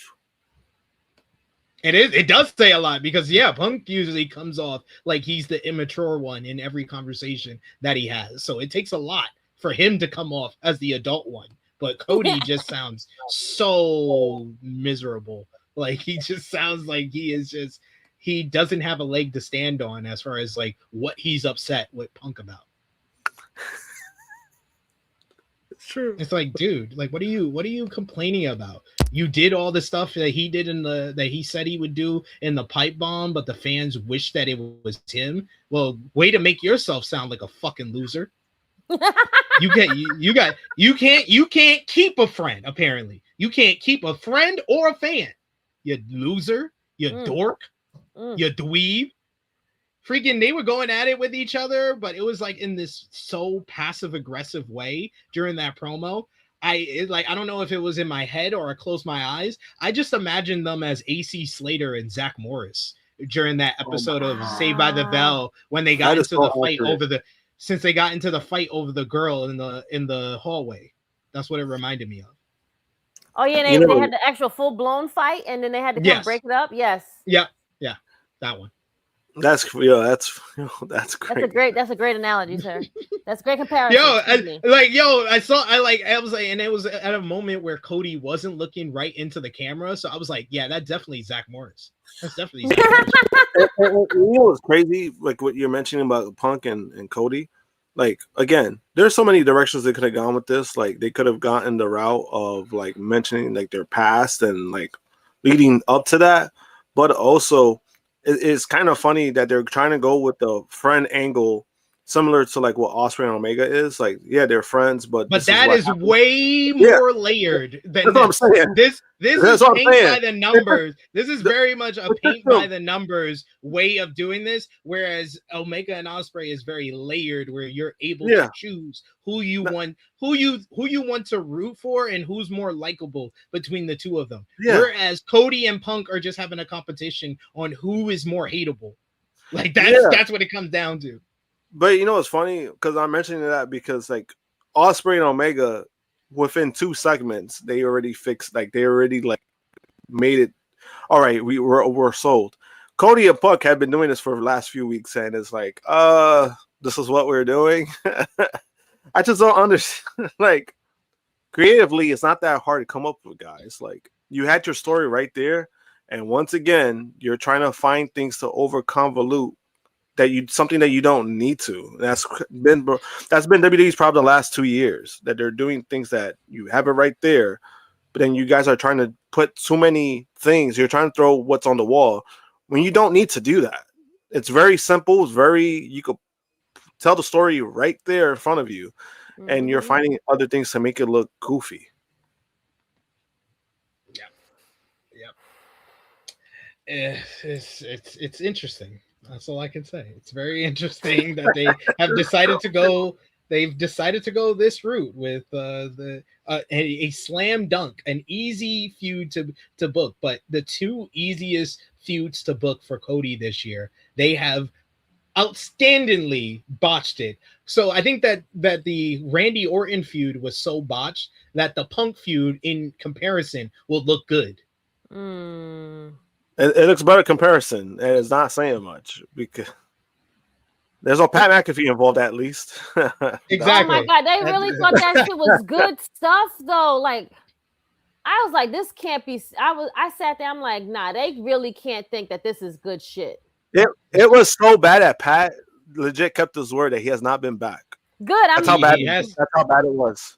He should not come back. He's ruined. Like, and it's not saying he was like the best commentator, but that you could like deal with. That other shit he did, nah, son. You don't come back ever again, please. Sit your ass on your show. I was kind of over him as a commentator. Oh, and just to let everyone know, as of right now, the July 31st, 2026 edition of Friday Night SmackDown on Cage Match, with a total of 36 valid votes, stands at a 1.5 out of 10.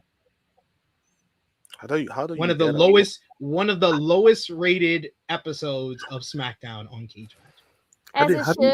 How do you get a 1.5 out of 10? Like, you got to be the most doggish dog shit to get 1.35 out of 10. I think there's restaurants with better ratings with that has a C grading. I think this is mostly like just a feeling of just the complete apathy of WWE right now, because I genuinely thought that last night's show was better than freaking Monday. Yeah, I thought it was better than Monday, but that's fair. Some people think that this is worse because Monday's episode of Raw is at a 2.7.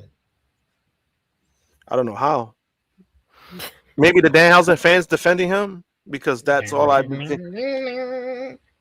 I mean, we'll get to it when we'll get to it, but man, I got a lot to say about that. I'll tell you that much. Hey, why not get to it now? Let's talk about WWE Monday Night Raw. Monday Night Raw took place from the Into Dome in Los Angeles, California. The show featured Brock Lesnar and Oba Femi in a weigh-in ahead of Hell in a Cell. They came out. He weighed in, did Oba, then Brock came out and he locked Oba Femi, Triple H, and Adam Pearce in the cage and taunted Femi. But Oba responded by once again reiterating that Brock will be locked in the cell with him and flipped off Lesnar as Lesnar flipped him off back. Danhausen and Joe Hendry. Danhausen and Joe Hendry had themselves a concert. Why?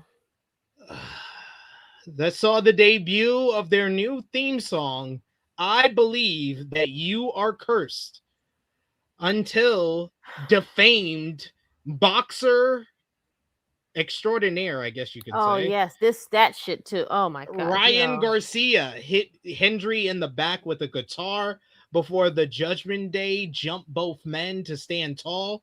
Later, Danhausen made his scheduled bout against Dominic Mysterio at SummerSlam into a human monies on a pole match. I take it back. Monday Night Raw was worse. I take it back. The Vision picked up a win over Alpha Academy. Post-match, Austin Theory took out Otis on the floor, injuring him with a steel chair shot to the head as he was leaning against the barricade, leaning against the ring post. You also had Javon Evans. He scored a victory over Rusev, while Ethan Page picked up the biggest win of his main roster career, beating WWE Hall of Famer Rey Mysterio in a solid bout. The Usos came out for a promo to address their six-man tag team matchup coming up at SummerSlam. They were interrupted by their brother Solo Sikoa, who made fun of his brothers until LA Knight came down to join him in taunting his brothers, the Usos. It led to a huge brawl with Knight, Solo, and Royce Keys standing tall against the Bloodline. You also had Raquel Rodriguez picked up the biggest win of her career as she won the WWE Women's Intercontinental Championship in a win over Sol Ruca. And then finally, Roman Reigns and Seth Rollins went face-to-face one final time ahead of SummerSlam, where they stated their final words ahead of their main event showdown. This led to Rollins referring to making Roman's family cry at WrestleMania 31 and doing the same at SummerSlam in front of his kids to make sure they know their daddy is Seth's bitch. That led to Roman attacking. He punched Seth, hit him with the Superman punch, and then speared him. But then Seth got up and he made Roman go horny because he was in the shield position. Roman became filled with lust. Oh my lust God. That can only be fulfilled by grabbing the shield steel chair and using it hitting Seth Rollins from the back. But instead, Seth stomped on Roman's head into the steel chair, and he stood tall to close the show ahead of SummerSlam. Just to show that you're going to be a loser. All this shit sucked. I mean, I'll be honest with you. I didn't like any of this shit. I'm so sorry that you guys had to review and watch this show, but it was just terrible. I don't know who thought Danhausen and another one, Joe Hendry, pack his ass up too. Terrible. Pack it up. You know, you're a sideshow act. That's what you are. That's what you've become. What was your reaction seeing I Believe That You Are Cursed? I was sitting there and you literally like put in the chat, what am I watching?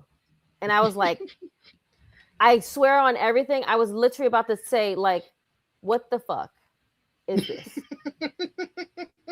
Why? And then I immediately after that I turned off. I put it on. I was like, I'm not watching this on my screen. I turned it off. I put back on something else that I was watching on Netflix. Sorry, I was like, I can't watch this shit no more. I'll have it on as background, and I'll watch it put it on my phone as background noise. But let me focus my brain cells on something else that matters. The right thing to do. I know. Right thing to do. Yep. What about you, Josh? What did you think about Monday Night Raw, the Brock and Oba, or Seth and Roman? Where do you want to go? The Oba and Brock stuff, I thought it was dumb. Because you're just recycling a lot that's already been done. The way in is just dumb. I didn't understand. Yep. Mm-hmm. I didn't understand why was that a thing to begin with. And then you had them locked up, so they're trying to make a big deal. It's like you could easily have one of the management guys to just say, "Lift it up." Okay. Then you had them beat up the fake security again. You had them beat up the fake security that you guys already acknowledged that they're fake security, but then we're supposed to believe they're real now. Okay, cool. Okay, this is what we're doing with this shit. Okay. Fucking Prince is acting up. He already knows what I'm probably gonna say about the Danhausen Joe Hendry stuff. And then you had the boxer. I didn't even know. Oh yeah, the segment itself. I mean, it was not only awful, but I'm just like, you had this as a main segment, for some reason. It was terrible. Wasn't funny. And this is why I've been saying that Danhausen is very subjective.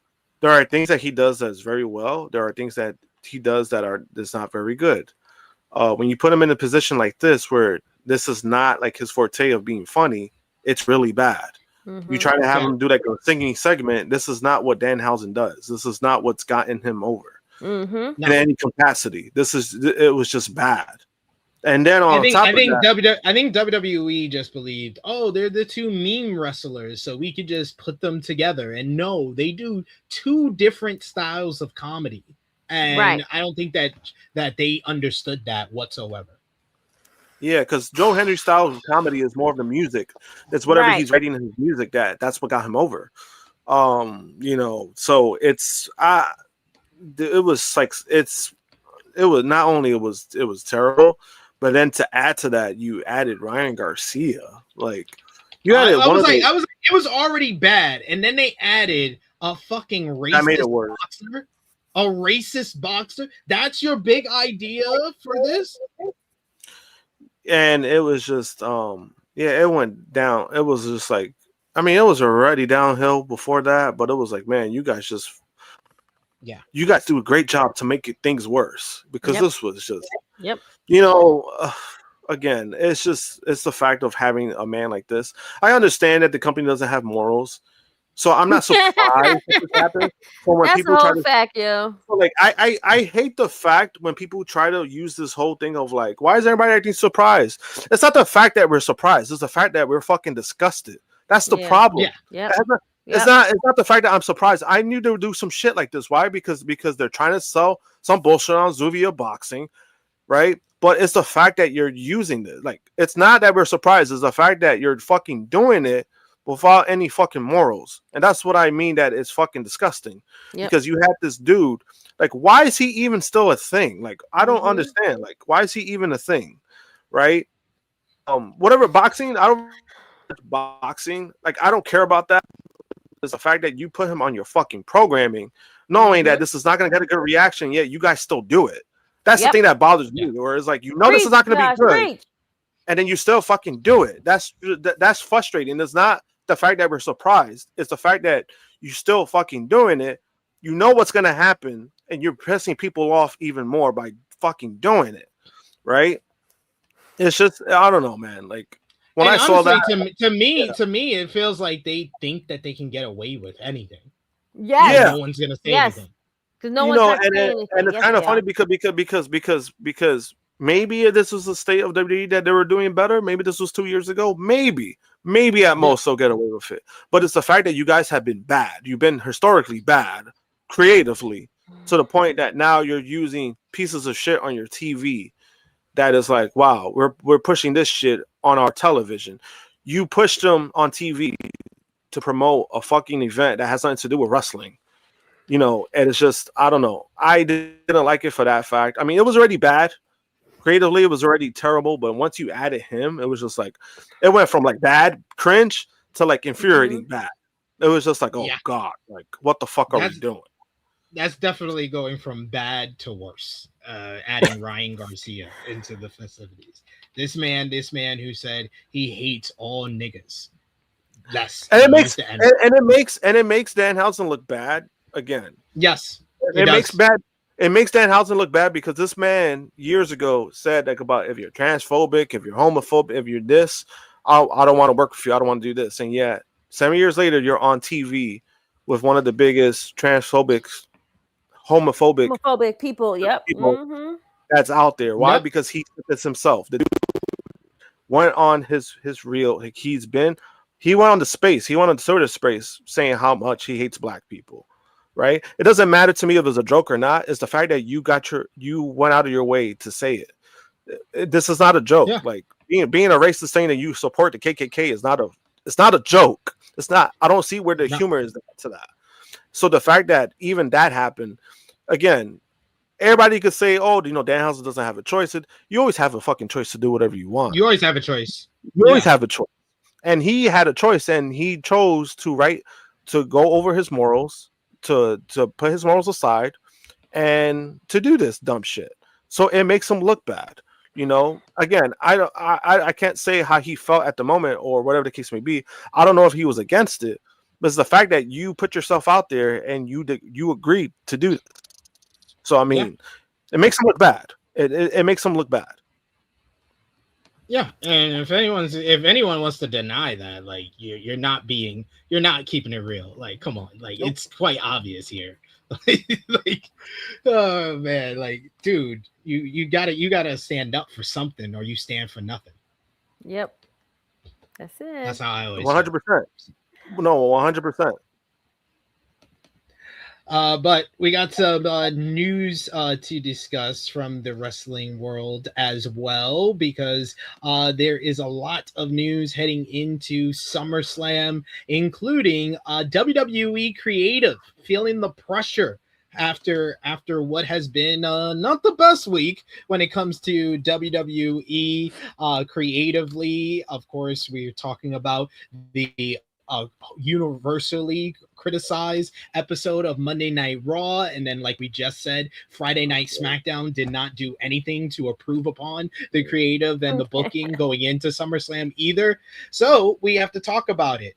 WWE CCO Paul Triple H Levesque appeared during the Brock Lesnar Obafemi segment on Raw this week, and a new report has some notes about his creative involvement. While Triple H did not get heavily involved on screen, PW Insider reports that he was on hand with the segment from a creative standpoint. Triple H is the chief creative officer for the company, and the report notes that he was very much in charge of the segment as it was going on. According to the report, Triple H was involved as the segment was going down, including calling for an audible regarding Femi attacking the security individuals. And the report also notes that the original plan was for the segment to take place later in the show, but was moved to the opening segment. The WWE creative team is reported to be under pressure this week, in addition to note on the reaction to some issues on WWE Raw. The report comes from WrestleVotes Radio on Fightful Select, as they reported that the show taking place in Los Angeles on Monday, where several Netflix executives were in attendance, the show had some added importance. The report cites sources as pointing out a couple of issues with the show. First off, the opening segment of Raw had issues with the microphone and a botched fall from grace spot by Obafemi, which was described as not a good look. The Danhausen and Joe Hendry segment was acknowledged as having been a miss, particularly around the involvement of boxer Ryan Garcia.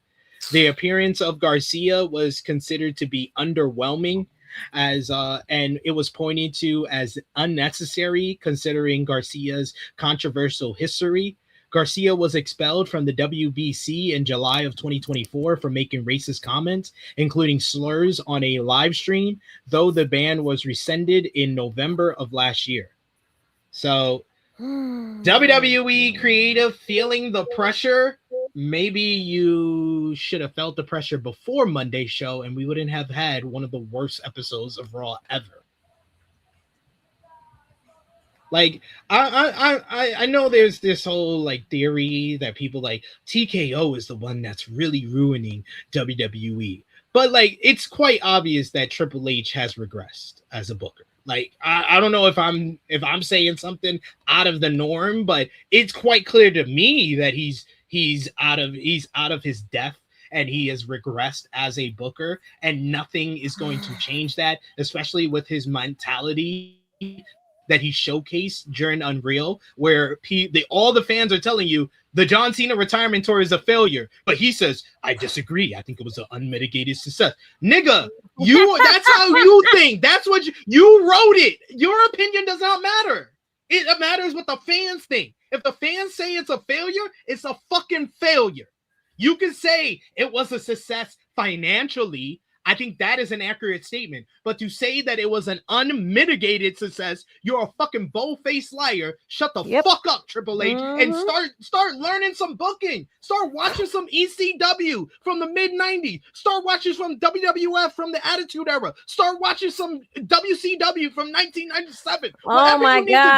Whatever research you need to do, because this shit is inexcusable. It's inexcusable. And I don't want to hear reports of you being on hand during a segment to run audibles and shit, and the shit still fucking stinks. It's true. It's, oh my God. Cook. Gosh. What did I say? Cook. I'm seeing like, yo, it's the fact. It's kind of crazy, like how, again, and I'm always gonna refer to it, man. 2 years ago, WWE was at its hottest, right? And we're seeing, like, you know, they were doing things. I want to say right, but they were doing things that is like, all right, WWE hasn't done this before. Let's go with it, all right. And then now it's like they reverted back to its old self, like that. You would think, like, it would not surprise me if there was some kind of underhand report that was to say, oh, Vince McMahon has been he's been in creative, like he's been like Palpatine in the background the whole entire time, and every storyline has been coming through him, because that's how it feels like. It's been the worst version of that. Like, we're getting the worst version of WWE that people were turning against, and now we're seeing it in the forefront. The only thing that benefits WWE is because they got the other stuff. They got the Netflix deal, they got the ESPN deal. That's the only difference now. But creatively, I mean, there's so many things that he could have done creatively that is like, it's just, they're overcomplicating things that doesn't need to be complicated. And and the fact is, Triple H is in the forefront of that. Again, if we could sit here and give this man credit when people are saying thank you, Triple H, now we're not supposed to blame him when it's all bad. Like, I mean, don't get me started, Josh, on his quote from Busted Open Radio. What quote? Oh my God! Oh yeah, Krssi, that's another player. That's another layer. That's another layer, because even with Busted Open, this motherfucker Tommy Dreamer said, "Oh yeah, they did that segment to put Joe Hendry over. He's already over. You don't need to put him over." Wait, what?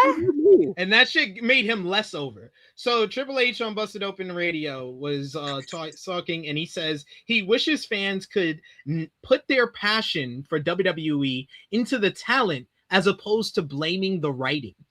He said, and I quote, "That passion is what drives people. It's no different than the NFL, where guys that never played a down of football in their life or haven't played since Pee-wee or whatever are screaming and ranting, 'This coach sucks. He knows nothing about football. Doesn't understand the game. Why would he run that play? Why would he do this? Why would they draft that guy?' There's millions of reasons why, but it's that passion. just like the NFL or NBA or Major League Baseball, people sit on the couch and yell, I'm done. I'm never watching the Knicks again. They suck. And then they win, and now they're the greatest thing ever. It's amazing. It's passion. And at the end of the day, it's why we do what we do. I wish sometimes we could put that passion into the talent now, as opposed to when somebody gets heat in our business. It's like, God, why would they write that way? As opposed to that no good piece of crap did this. There's something to saying that innocence of not knowing, and it's still being real to me, damn it. But it is what it is. I love that. I love the hate. I love the love. It's all passion for what we do. What? But here's the fuck. What? But here's the problem with here's the problem with that.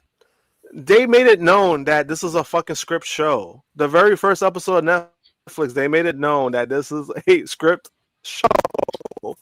And now we're supposed to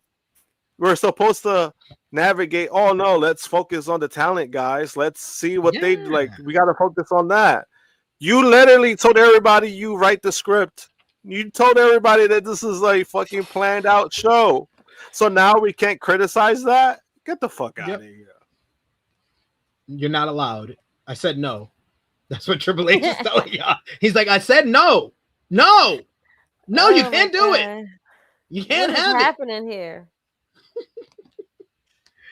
What do you think about WWE creative being under pressure right now, Miss Krssi Luv? And do you think they need more pressure to get better?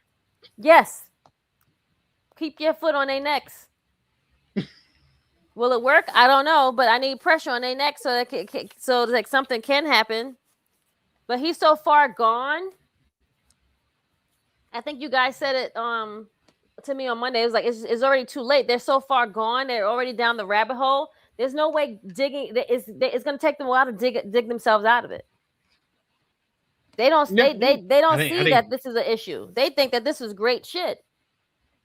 Because you know why? Because you have those fans who attend the shows. They're in the live crowd. When they get something, they get a big pop. So that's their excuse. Oh, you see the crowd reaction? That's what Paul Heyman falls on. Oh, you see, everybody loved it. Everybody loved it. You didn't hear where do you hear boos? Where do you hear this? People loved it. You hear the pop? That's just the internet. That's just the internet, guys. Yeah, that's what they fall on. And you know, there's people who actually like that segment from Monday. So they're gonna fall on that. You could have fucking 50 people in a room, and if 47 of them hated it and 3 liked it, guess what? They're gonna fold the 3 people that liked it. It's true. They're always gonna listen to whoever they agree with, whoever fits what they want to hear. That's what they're gonna go with. Yep.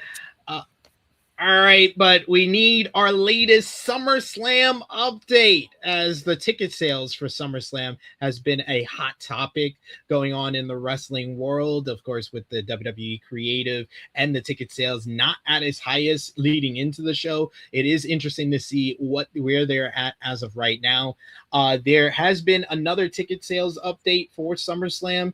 Both nights of the event are now approaching 34,000 tickets distributed ahead of tonight's and tomorrow night's show. According to the latest Wrestling Observer newsletter, August 1st show is at 34,000 tickets sold, and while the August 2nd show is at 33,173 tickets distributed. The updated figures are up from last week's numbers of 29,389 and 29,216 for nights 1 and 2, respectively. Dave Meltzer noted that the ticket movement with a heavily promoted $25 price during the past 2 weeks was very high compared to WWE's usual ticket patterns for a show starting out disappointing. He also noted that the company may move a few more thousand tickets so that the final sales numbers are respectable. The report also noted that at the resale market, the get-in price for night 1 was about $48, while night 2 is at $55. According to Meltzer, the recent ticket movement and secondary market appear to be contrary. While a large number of tickets have been distributed over the past 2 weeks, resale prices suggest late demand has remained limited. Normally, stronger ticket movement is accompanied by stronger demand. WrestleVotes Radio on Fightful Select has spoken with sources who indicated that the current favorites for most of the matches set to take place on the two-night PLE. As of Thursday, CM Punk is currently the favorite to retain his undisputed WWE Championship against Cody Rhodes, while Roman Reigns is likewise the favorite in his World Heavyweight Championship match against Seth Rollins. According to the site, Trick Williams is the favorite in his United States Championship match against Baron Corbin, while Obafemi is likewise the favorite against Brock Lesnar in Hell in a Cell. Gunther is favored over Nick Aldis, while Chad Gable is favorite to win the Intercontinental Championship from Penta. According to one source, the other two matches that are too close to call, these are the Sami Zayn versus Finn Balor match for a shot at the undisputed WWE Championship, and the ladder match to determine the interim women's championship on SmackDown. But that is the ticket sale update. There is now an update on two stars who could be making their way back into the fold for SummerSlam. And they happen to be two of the biggest stars in WWE today, Kevin Owens and Randy Orton. A new report says that there could be two top stars making their way back shortly after SummerSlam. The latest Wrestling Observer newsletter reports that Randy Orton and Kevin Owens are both expected to return very soon. Orton hasn't wrestled since losing to Cody Rhodes after their matchup together at WrestleMania 42. After the match, he said that he planned to take the summer off before eventually returning to chase another world championship. Meanwhile, Owens has been sidelined since April 2025 while recovering from an injury and subsequent neck fusion surgery, which forced him to be sidelined for the last two WrestleManias. According to Dave Meltzer, Orton's comeback could happen as early as next week. While WWE hasn't announced any creative plans, Meltzer wrote that Orton is expected to either pick up his unfinished business with Cody Rhodes or begin a new rivalry with CM Punk. The latter two are going to face each other for the undisputed WWE Championship at SummerSlam. Meltzer indicated that Orton has been away dealing with an injury, despite his recent claims that he was milking it and trying to enjoy his summer before coming back and winning his 15th world title. Meltzer also reports that Orton was originally scheduled to beat Rhodes for the title at WrestleMania, but after realizing his recurring back injury was an issue, all kinds of plans were changed. Talking about Owens, Meltzer noted that he's made progress during his recovery and has also dropped weight while working toward an in-ring return.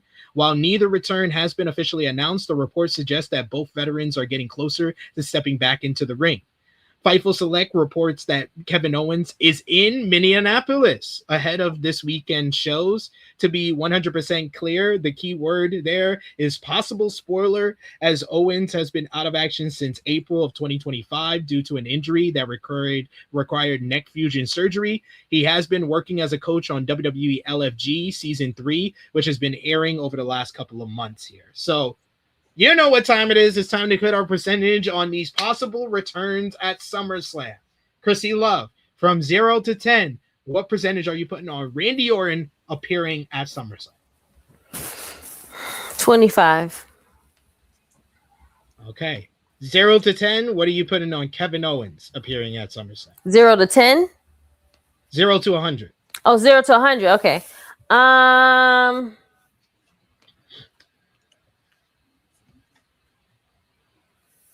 Let's say 55. Wow, you're higher on Owens than Orton? True, yeah. I don't even think either one is coming. I'm just doing it because of the show, honestly. Okay, thanks. Josh, 0 to 100. Do you think Randy Orton returning at SummerSlam? Percentage for Orton, I would say about 30%. Okay. Owens, 10%. Because Owens be there. He ain't wrestling. That's all it is. He be at the show. He be backstage, yeah. Yeah, he be backstage. He's backstage more than Orton is. Orton at home chilling with his wife. He's like, I'm good. I'm good right now, man. That's what I'm like, saying. He said, I had my WrestleMania joint. I'm Gucci right now. Like I had my little Unreal segment. Nothing else needed to be done. He was like, they don't need me. They don't need me right now. I'm good. I'm good. I'm enjoying my time off. I gotta go on a family vacation right now. What y'all talking about? 0 to 100. 0 to 100 on Orton. I'm gonna put it at like 75%. I think Orton is definitely returning on this show. And as far as Owens, I would put it at 25%. 25%. Okay. 25% for Owens. Yeah. I think that Owens with the neck surgery, it's a little bit more unpredictable, but I am glad that we got this report that he's on his way back. That's good news that he's going to be on his way back so soon after the surgery. So we'll see. But we got a couple of more news notes to address here, as Brock Lesnar is set to battle Obafemi inside of Hell in a Cell this weekend, and a new report has details on the expected future of the Beast Incarnate. Lesnar and Femi are scheduled to face on the first night of the event later on tonight in Minneapolis inside of Hell in a Cell. According to a new report from WrestleVotes Radio on Fightful Select, the sources have indicated that this is not expected to be the final match of Brock Lesnar's career. One source noted that they would be surprised if Lesnar wasn't off TV for a while after the pay-per-view, then came back in time for WrestleMania 43 in Saudi Arabia. Brock Lesnar has a history of keeping his plans close to the vest, so that they rarely leak out. Whatever the possibility of this being his final match is something that has not been discussed, widely known backstage in WWE. So it seems that Brock Lesnar is sticking around WWE for a little while longer. Are you disappointed to hear that, Josh? Very. He's tired. Like, what's there else like for him to see? Like, we're really getting nothing from the guy. Nothing. I don't need to see Brock Lesnar. And I don't need to see these fans kissing his ass like, oh, you see, Brock is very kind, very nice. Like, he puts people over all the time. I don't give a fuck. You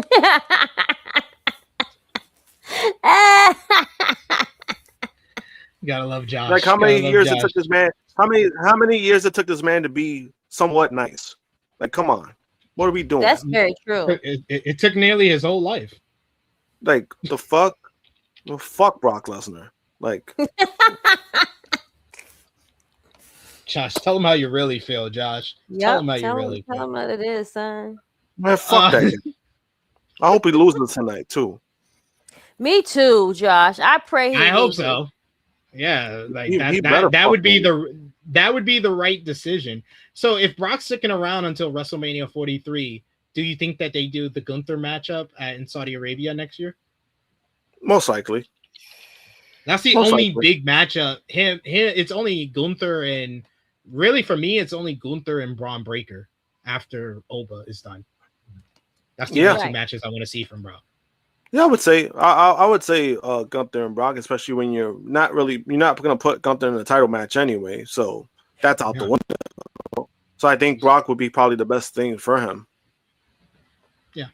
Seems about right, but it seems that we're going to have to deal with the more of Brock Lesnar for years to come. So get ready for more video packages. Yeah, get ready for more video packages highlighting his career and trying to make him sound like such a nice guy. And he's really not. He's really not. No. He don't like us people. Me and Krssi. No. Anyway, we got former WWE superstar Joe Gacy had a recent interview where he revealed the original plans for the Wyatt Sicks faction.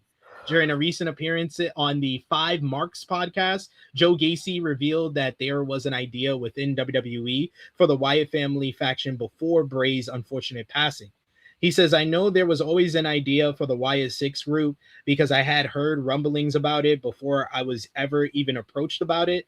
I think the idea was that obviously Bray was going to be the leader, and then unfortunately he passed away, and it was like a crazy moment where there's a guy named Rob Fee who works in the character department, and it was shortly after he passed away. He reached out to me and told me, hey, Wyndham thought about thought a lot about you. He really wanted to come down to NXT to work with you. And this is the first time I was hearing any of this, and it blew me away because I had no idea at the time he wanted to work with me at all.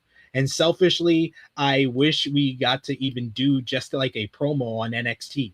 It led to conversations between me and Rob, and then he basically told me, hey, there's an idea, so don't get worried if you don't do NXT TV as much. So he basically said, there's this idea, there's this group idea. I heard it and I was like, okay, that's awesome. But you know, with the company and the business itself, things change every day. You never know until it happens. And then we kept in contact and chatted, and he said, okay, it sounds like it's going to be at this time.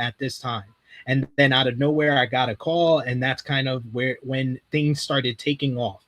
As it turned out, the entire faction was released from WWE in April. So we'll see what's next. Joe Gacy is now Joseph Sawyer, which he basically now is the key example about why we shouldn't be too upset that Mike Santana is Cruz Montana right now. Why we shouldn't be too upset is because WWE does not own Mike Santana's name. They do own Joe Gacy's name. Thus, Joe Gacy is now Joseph Sawyer, even though he's been Joe Gacy for years before he went to WWE. This is why it's, I think we need to preference our reaction when we hear these new names, because the other option is WWE owning your name that you used for years outside of the company. So how did he let that happen?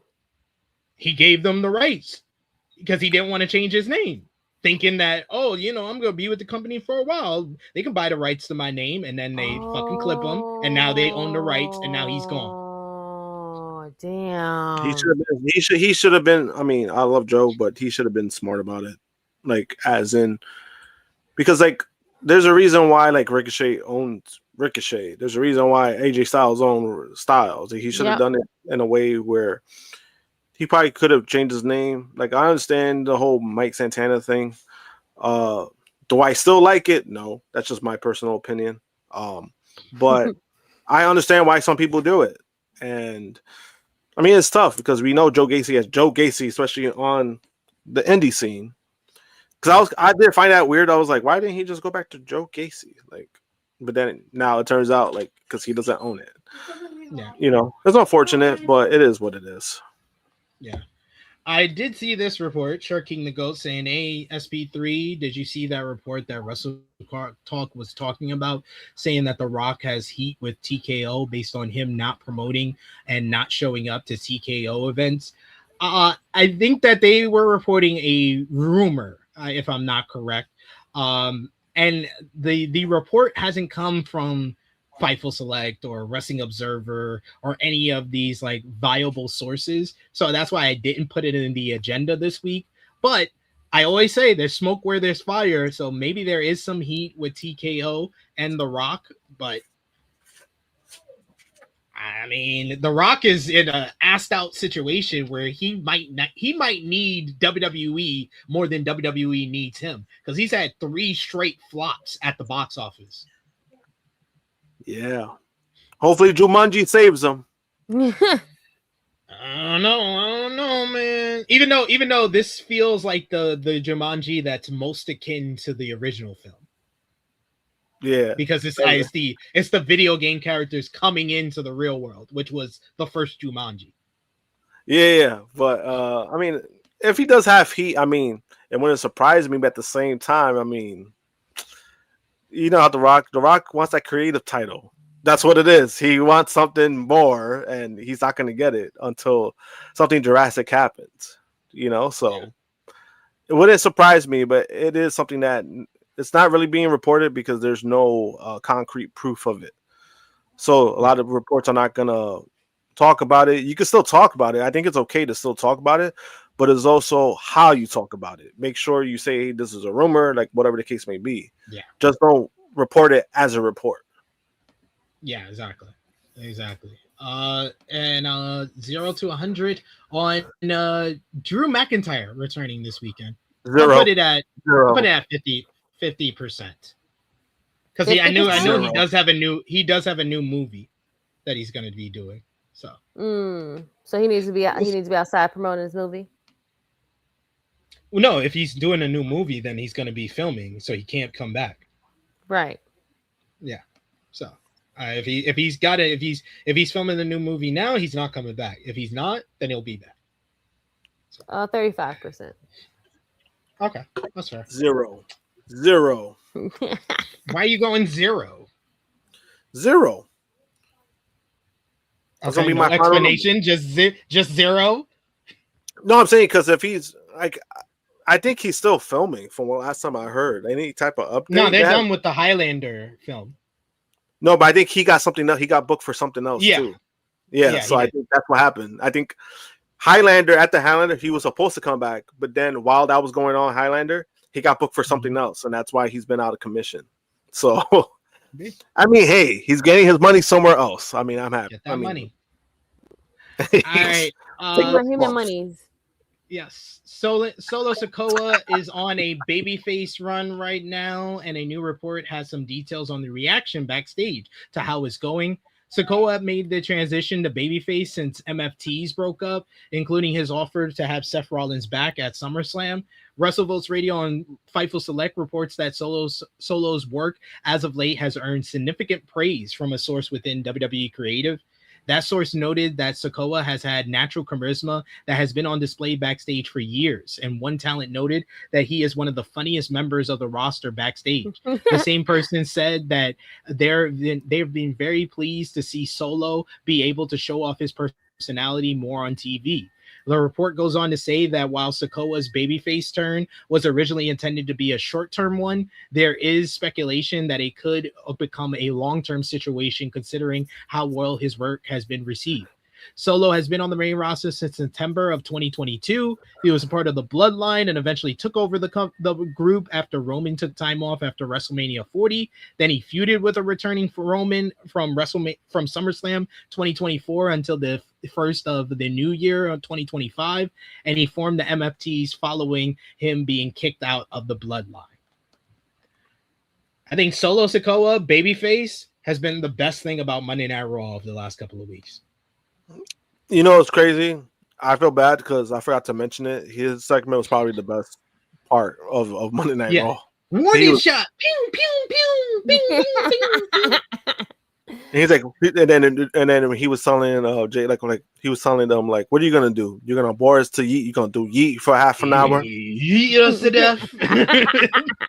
Yo, I mean, it's great. Did you guys see that video? There's a clip where he was at a cricket, like one of the cricket promotion signings, like the free meet and greets, and there was a woman calling for him. Right? She's like, Solo. He turns around, he looks at her, he just stays there, and he goes up to her. He's like going up to her, and he hugs her. That shit was mad funny. Like, that was great. That was like great stuff. Everybody started cheering.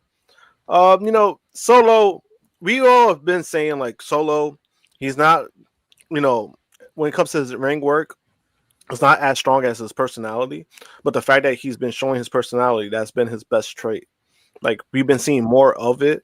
It's kind of crazy. We went from a guy who barely talked to now seeing who he really is. I mean, that's great to see. Yeah. And I don't even think this is a question, Chuck Berry, saying, do y'all think that Solo's face run currently is better than the face run he had as a street champion on NXT? Hell the fuck yes, it is. It just is. The street champion is one of the most overrated characters from that era of NXT. He wasn't a good babyface at that time. He wasn't funny. He wasn't good on the mic. He was just tough and beat people up. That made him a babyface at that time. That's it. This is much better. This has layers to it. It's him being anti-authority and defiant towards the bloodline. It's him being funny and making fun of the Usos.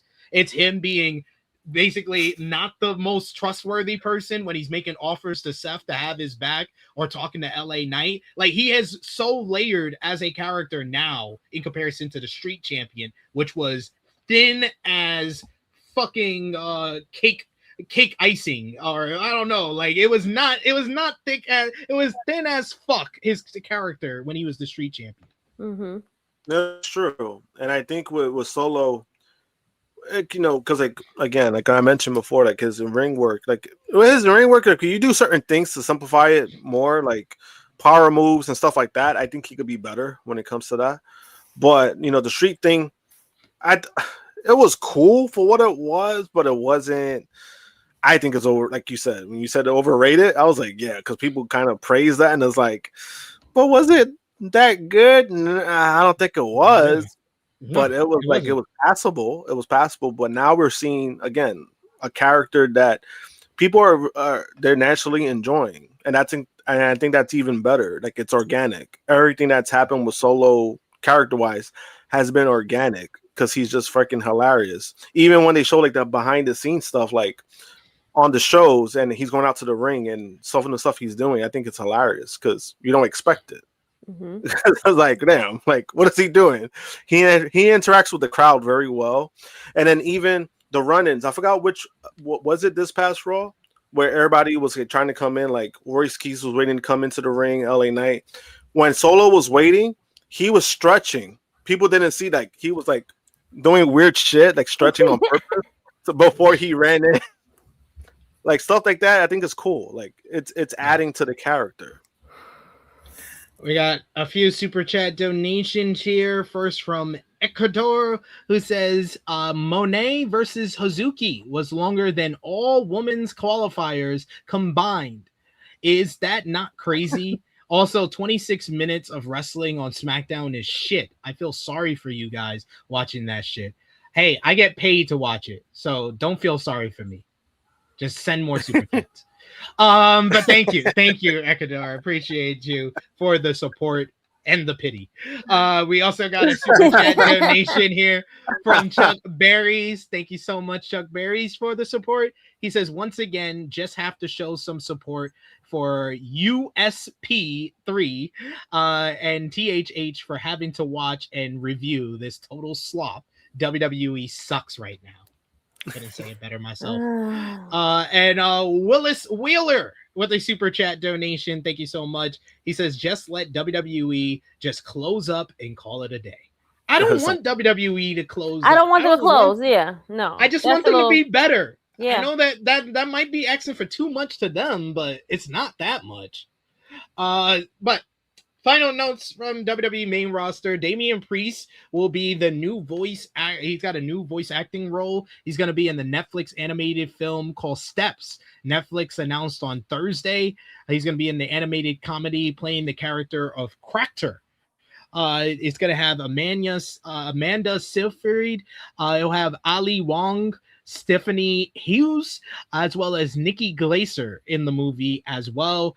Congratulations to Damian Priest for landing that role. And ESPN Unlimited, the move to ESPN Unlimited started in September last year for WWE. Over the last couple of pay-per-views, they've had the first hour of the show air live on ESPN or ESPN2. As noted by the Wrestling Observer newsletter, ESPN is going to run a 3-hour pre-show with no actual matches this time. According to Dave Meltzer, the feeling internally is that the free matches did not drive subscriptions up at the level which they were hoping for.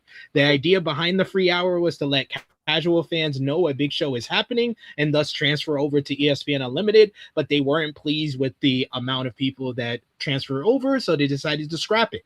Also, they announced this week that WWE and ESPN are set to introduce a new championship belt at SummerSlam. It's called the ESPN Moment of the Night belt, and it will be given to one superstar for each night of SummerSlam. That belt is disgusting. It sucks.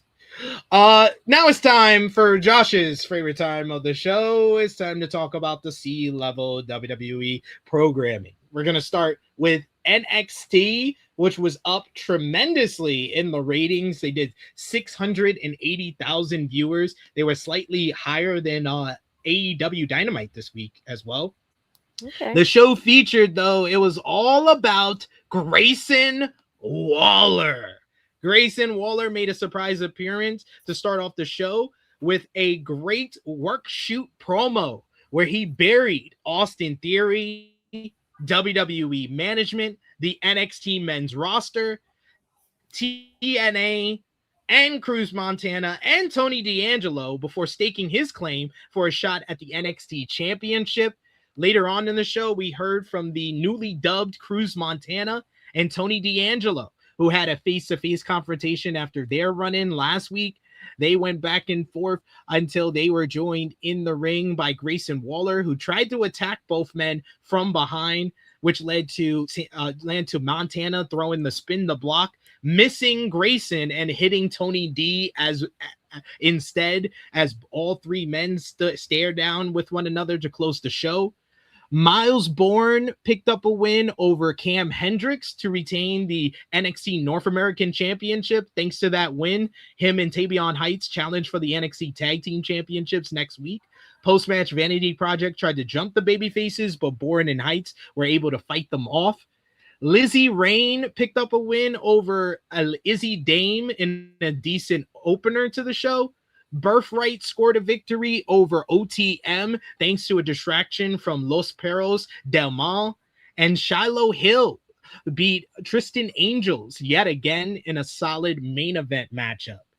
You had WWE Evolve this week. The show featured Thea Hale, Ren Sinclair, and Skylar Ray, and Cena Sterling beating Nikita Lyons, Sloane Jacobs, and Gianna Capri and PJ Vasa in an 8-woman tag team main event.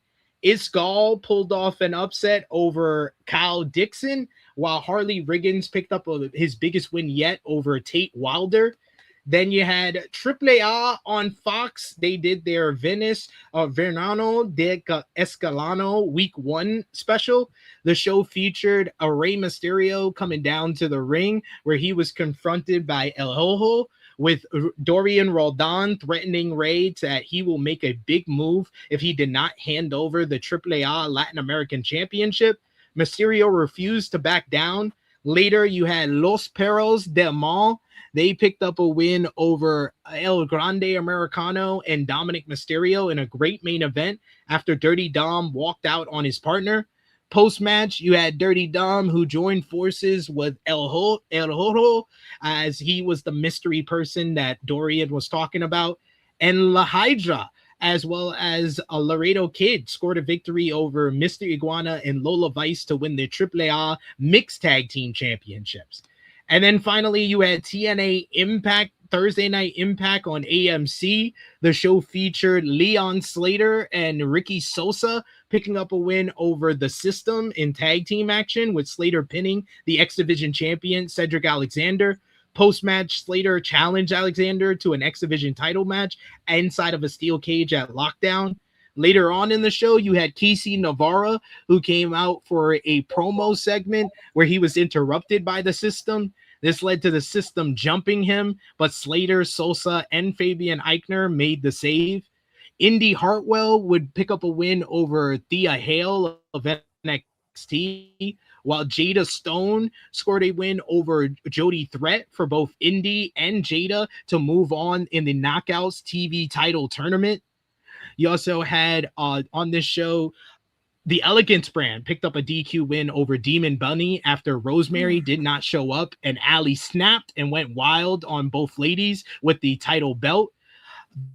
The Hardys came out to address their win over the Righteous at the Hardy compound, but they were interrupted by the Nemeths.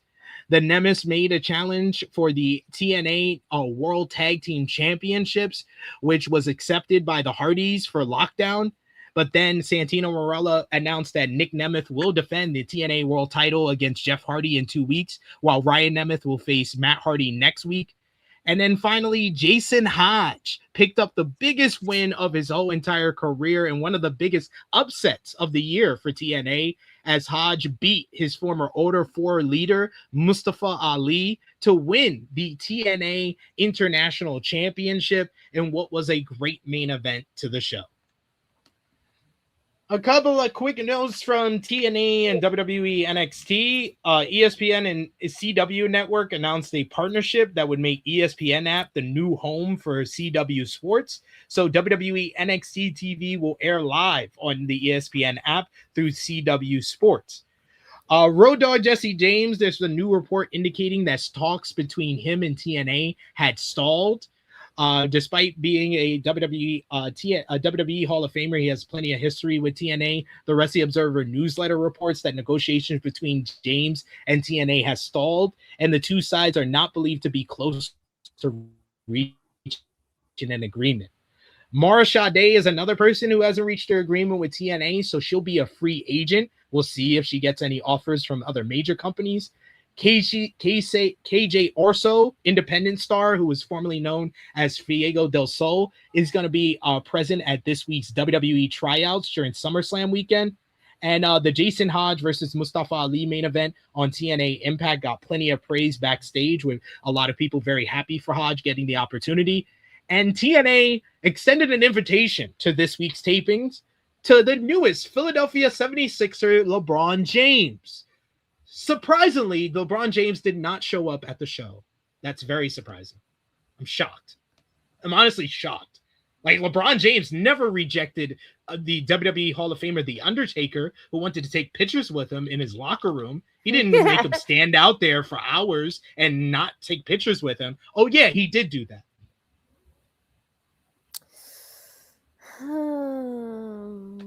TNA going TNA. TNA going TNA. Always TNA. Yeah. Always. What did you think, Josh, about the TNA invite? I mean, it was pretty hilarious because I'm like, LeBron, you invited LeBron James. Did you really think that man was going to respond? I was told that TNA was just doing it for fun. It's retarded. It's like, don't do it. Like, you're doing it just for fun, but yet you're known for the company who does dumb shit. Mm-hmm. It's not for fun. You do it because you guys are idiots. So the fact that you even attempted this, I mean, if your goal was to make people laugh, I mean, good for you guys, because I definitely laughed. But to put it out there like as a thing, looked ridiculous. For a company that does ridiculous things, you probably shouldn't be doing things like this. That's all I'm saying when it comes to that. I agree. Up, and they took him off the screen. Come on. Man, I was when I was talking shit. You didn't have to kick him. Yeah, right. Damn. Did we go through all of the shows? No, but I do want to talk about the Grayson Waller promo. Yeah. That was actually I enjoyed it. Was it a work or is it just him doing? No, it's a work. It's a work, but I mean, the thing is, his delivery was fine. Mm-hmm. The delivery was fine. It was just a lot of things that he said were kind of questionable. But then it's just the aspect of him cutting that kind of promo. He cuts it, and the thing is like he's cutting it. And he's like trying to bury a lot of people, but it's like, bro, they send you back to NXT. Mm-hmm. Like, how are you cutting a promo against like whatever the case may be? And Carlos Silva cut my cable. What the fuck? What else was saying? I was gonna talk his shit. I think he got the wrong person. He botching again. Look at that. He got the wrong person. He got the wrong guy. All right, we've made it to what we missed, and it's time for Krssi Luv's other favorite time of the show: best, worst moments and matches of the week. Miss Krssi Luv, who was your best and worst from this past week? Best of the week, I'm going to give it to Motor City Machine Guns. Good shout there. Josh, what about you? Best of the week. What's your worst, Krssi? Oh, worst goes to Monday Night Raw, Danhausen and Joe Hendry segment. Okay, fair. Oh, that could have been moment, but they're the worst. Fair. That is very fair. Josh, what about you? Best and worst from the week? Best of the week, I'm gonna go with Willow Nightingale. Great promo. She's had back-to-back great segments when it comes to her talking, and also her getting the big title win. For me, that's best of the week. Worst of the week by far. I mean, that Monday Night Raw segment with Joe Hendry, Danhausen, Ryan Garcia. Oh yeah, the whole segment. Wrap it all up. The whole thing. Pack that shit up. Mm-hmm. I went with best of the week. I got a 3-way tie: Omega, Motor City Machine Guns, and Willow Nightingale. Worst of the week: WWE Raw, by far. That's one of the worst television shows I've seen like ever. And now we go to moment of the week. My moment of the week is the Redemption closing segment and the Willow celebration on Dynamite. Both of those are kind of equal. What's yours, I have Krssi? the Willow segment, celebration segment. Okay. Josh?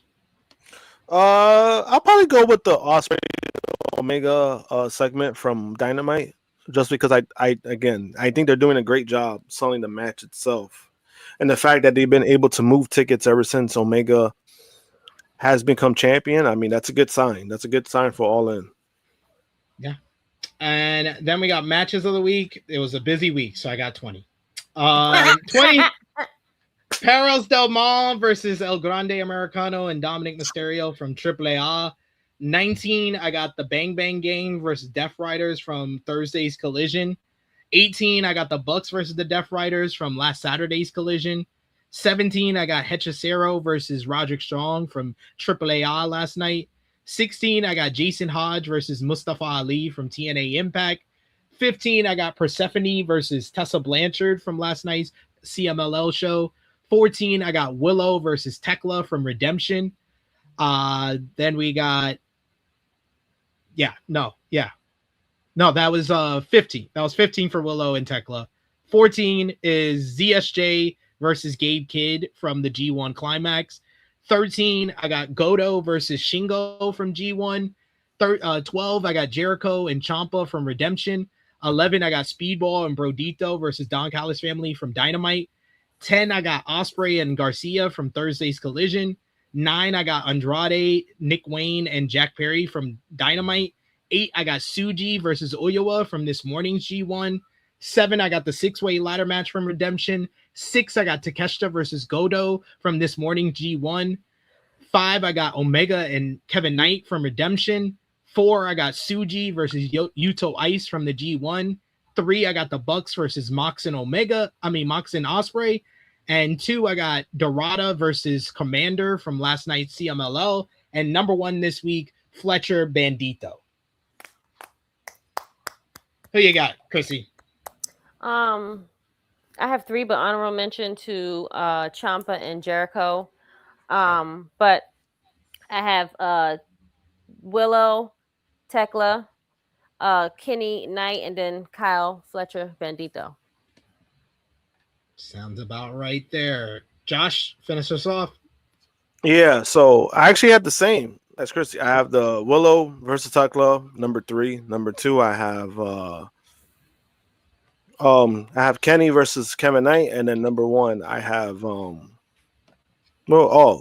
Fletcher and Bandito.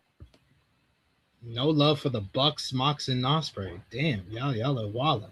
I mean, I like the matches, but match was spectacular. The best story of the whole show. I mean, it was. But like, these are my personal favorite. Goddamn Bucks haters. Bucks haters. I love the Bucks. Have an uneven number. You Bucks haters. You could have had 5. I love the Bucks. I love the Bucks. Okay, so don't add those 3 then. Add those. No. You good. We done with this segment. Fine. Their mom loves me. Let's go to the shitty SummerSlam that we're about to talk about then. Let's wrap this shit up. Wrap this shit up, B. Wrap this shit up, B.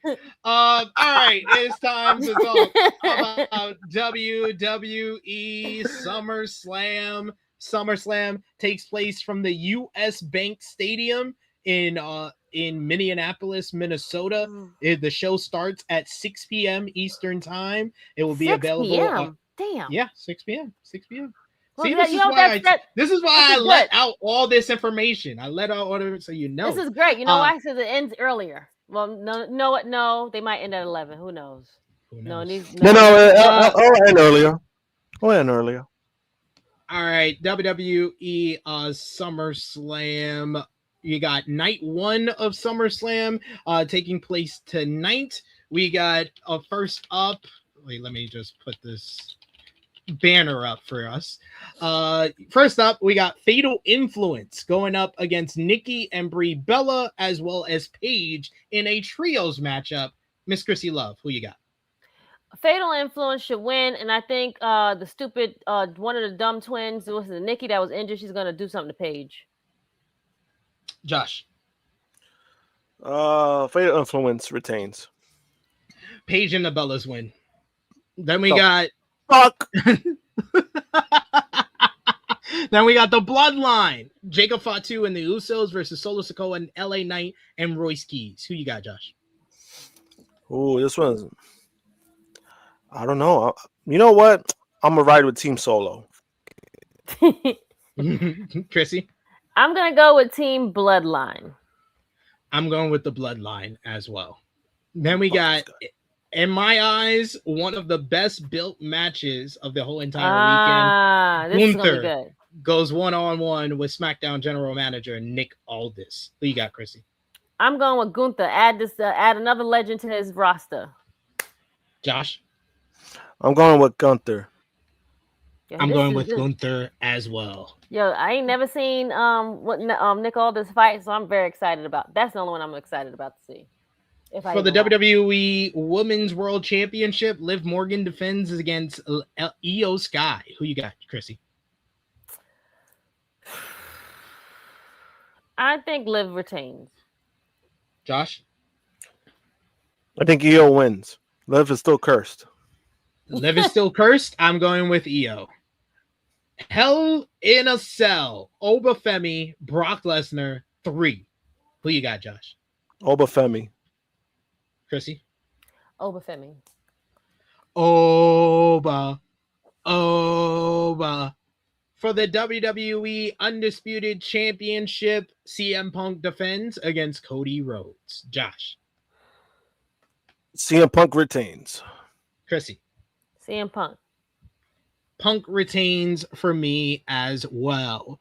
Then we got on Sunday, night 2 of SummerSlam, we got for the WWE Intercontinental Championship, Penta defends against the hometown boy himself, Chad Gable. Who you got, Krssi?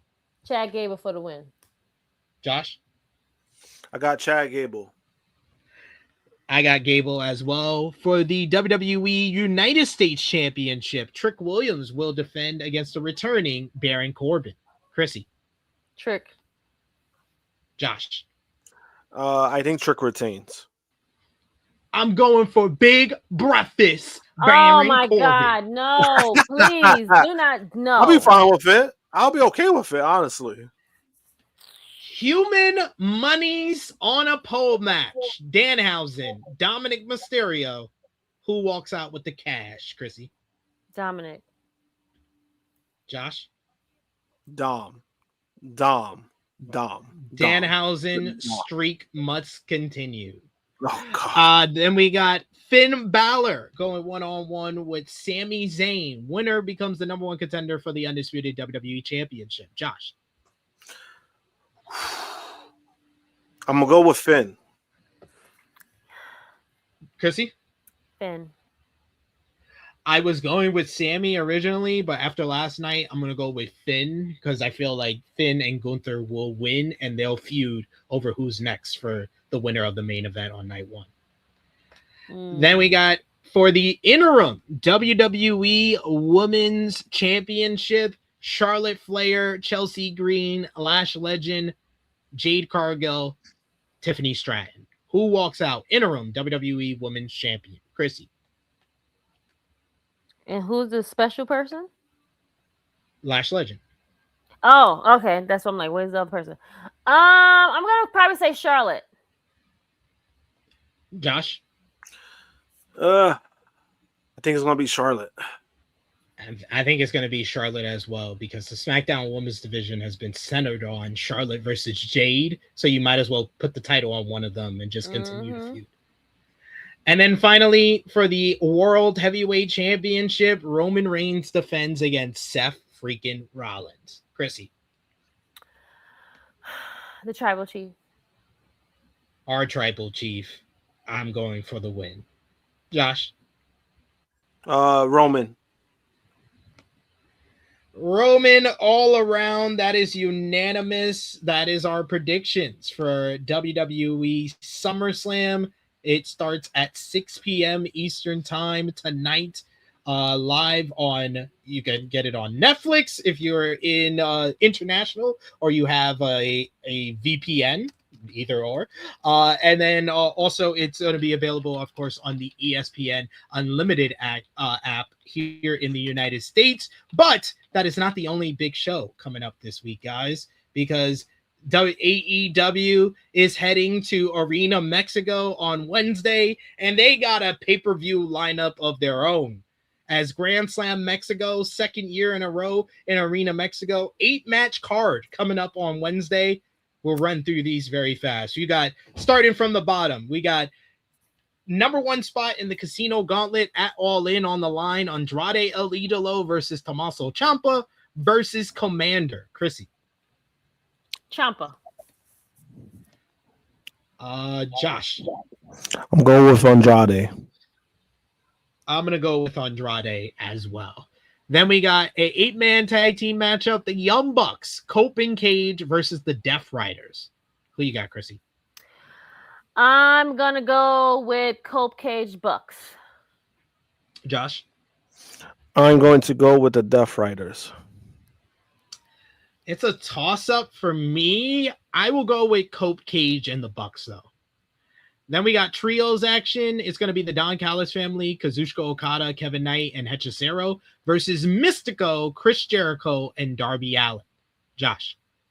Mystico, Darby, and Jericho. Mystico ain't losing there. Darby and friends. Team Mystico.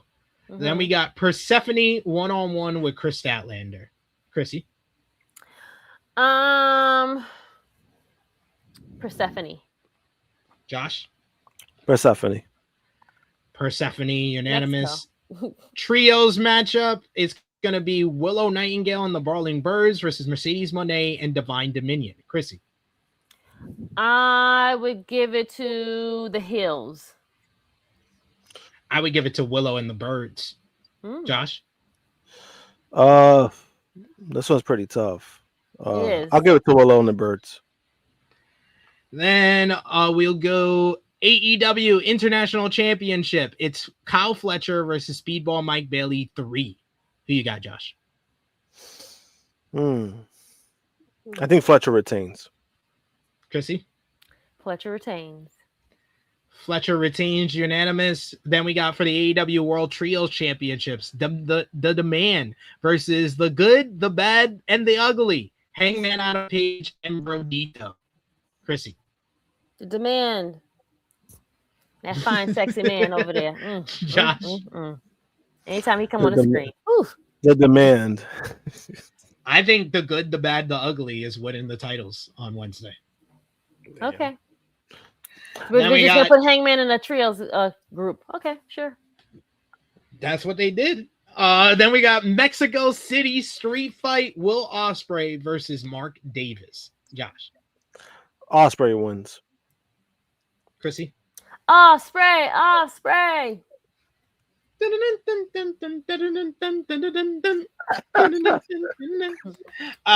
yes, that is our predictions for AEW Grand Slam Australia. That is also our predictions for WWE SummerSlam Mexico. Oh, excuse me. Grand Slam Mexico and WWE SummerSlam. Thank you so much, everyone who joined us today, as well as everyone watching us on demand, as well as my co-hosts who always bring the goods, Krssi Luv and the True Jaw Josh. Miss Krssi Luv, we'll start with you. Let the people know where they can follow you on social media and when they shall see you again. You can follow me, Krssi Luv _1 True Heel Krssi Luv, and just my plain old name. Please go watch myself and SP. We do the Shy. We've done the Shy. We've done our Dark Side of the Ring. And we have done Raising Cane. Did we do Raising Cane this week? We have not done Raising Cane this week. But yes, we will. We didn't do the Shy this week. We didn't do the Shy this week. Yes, we didn't do the Shy last episode fiasco, debacle, whatever you want to call it. But anyway, go on our other channel and go watch those reviews if you don't have anything else to do. Other than that, you'll see me soon. Thanks. And Josh. JM Punk 321 X and Instagram. I'll be back for the X-Men 97 review. Was tomorrow, right? Yes, sir. Yep, I'll be back. I'll be back. Are you joining us for the SummerSlam Night 1 review too? Yes, I'll be on for that as well. But besides that, I mean, yeah, I'll be there tomorrow for both shows. Tomorrow, next weekend, I'll be back. And anybody, guys, if you haven't seen Spider-Man, make sure you go out to see Spider-Man. This is my popcorn bucket. I was like, that's your popcorn bucket. Which location did you go to? AMC in Times Square. Nice. See, watch Spider-Man. Watch X-Men 97. Look, it's like he has no brain. Look at this. Look at this. Watch Spider-Man. Watch X-Men 97. Watch Raising Kanan. Fuck Kanan. That's all I gotta say. You can follow me. You can follow me on the Twitter machine at Tru Heel SP3. You can follow the gang, Facebook, Twitter, Instagram, TikTok at Tru Heel Heat. Patreon.com/Tru Heel Heat. $3 a month gets you exclusive content. The best way to support us when we are not live here. I want to make sure we got all the super chats. Yes, we are all done there. Remember to like this video, share with your friends, subscribe if you are new. SummerSlam week is not over yet. Like Josh said, we'll be here live tomorrow at 11:05 a.m. Eastern time with our WWE SummerSlam 2026 Night 1 review. It will be myself, Josh, and John Escudero for that one. And then on Monday, we got our Night 2 review. It will be myself and John Escudero breaking everything down 12:05 p.m. Eastern time on the Tru Heel Heat YouTube channel. Tru Heel Heat Sports and Entertainment. We had our Raising Kanan review for episode 6 dropped yesterday. We'll have an episode 7 review coming up this week. We'll have the Shy series finale dropping on there. And we got our final 3 movies, as well as we'll be doing a review of Spider-Man Brand New Day over on the second channel as well. So go over and subscribe to that as well. That is all for us for this time. For Miss Krssi Luv, for the True Draw Josh, it is me, your Tru Heel Phenom SP3. This has been Tru Heel Heat 392 Lackluster Mania. We are signing off until next time. Later, y'all.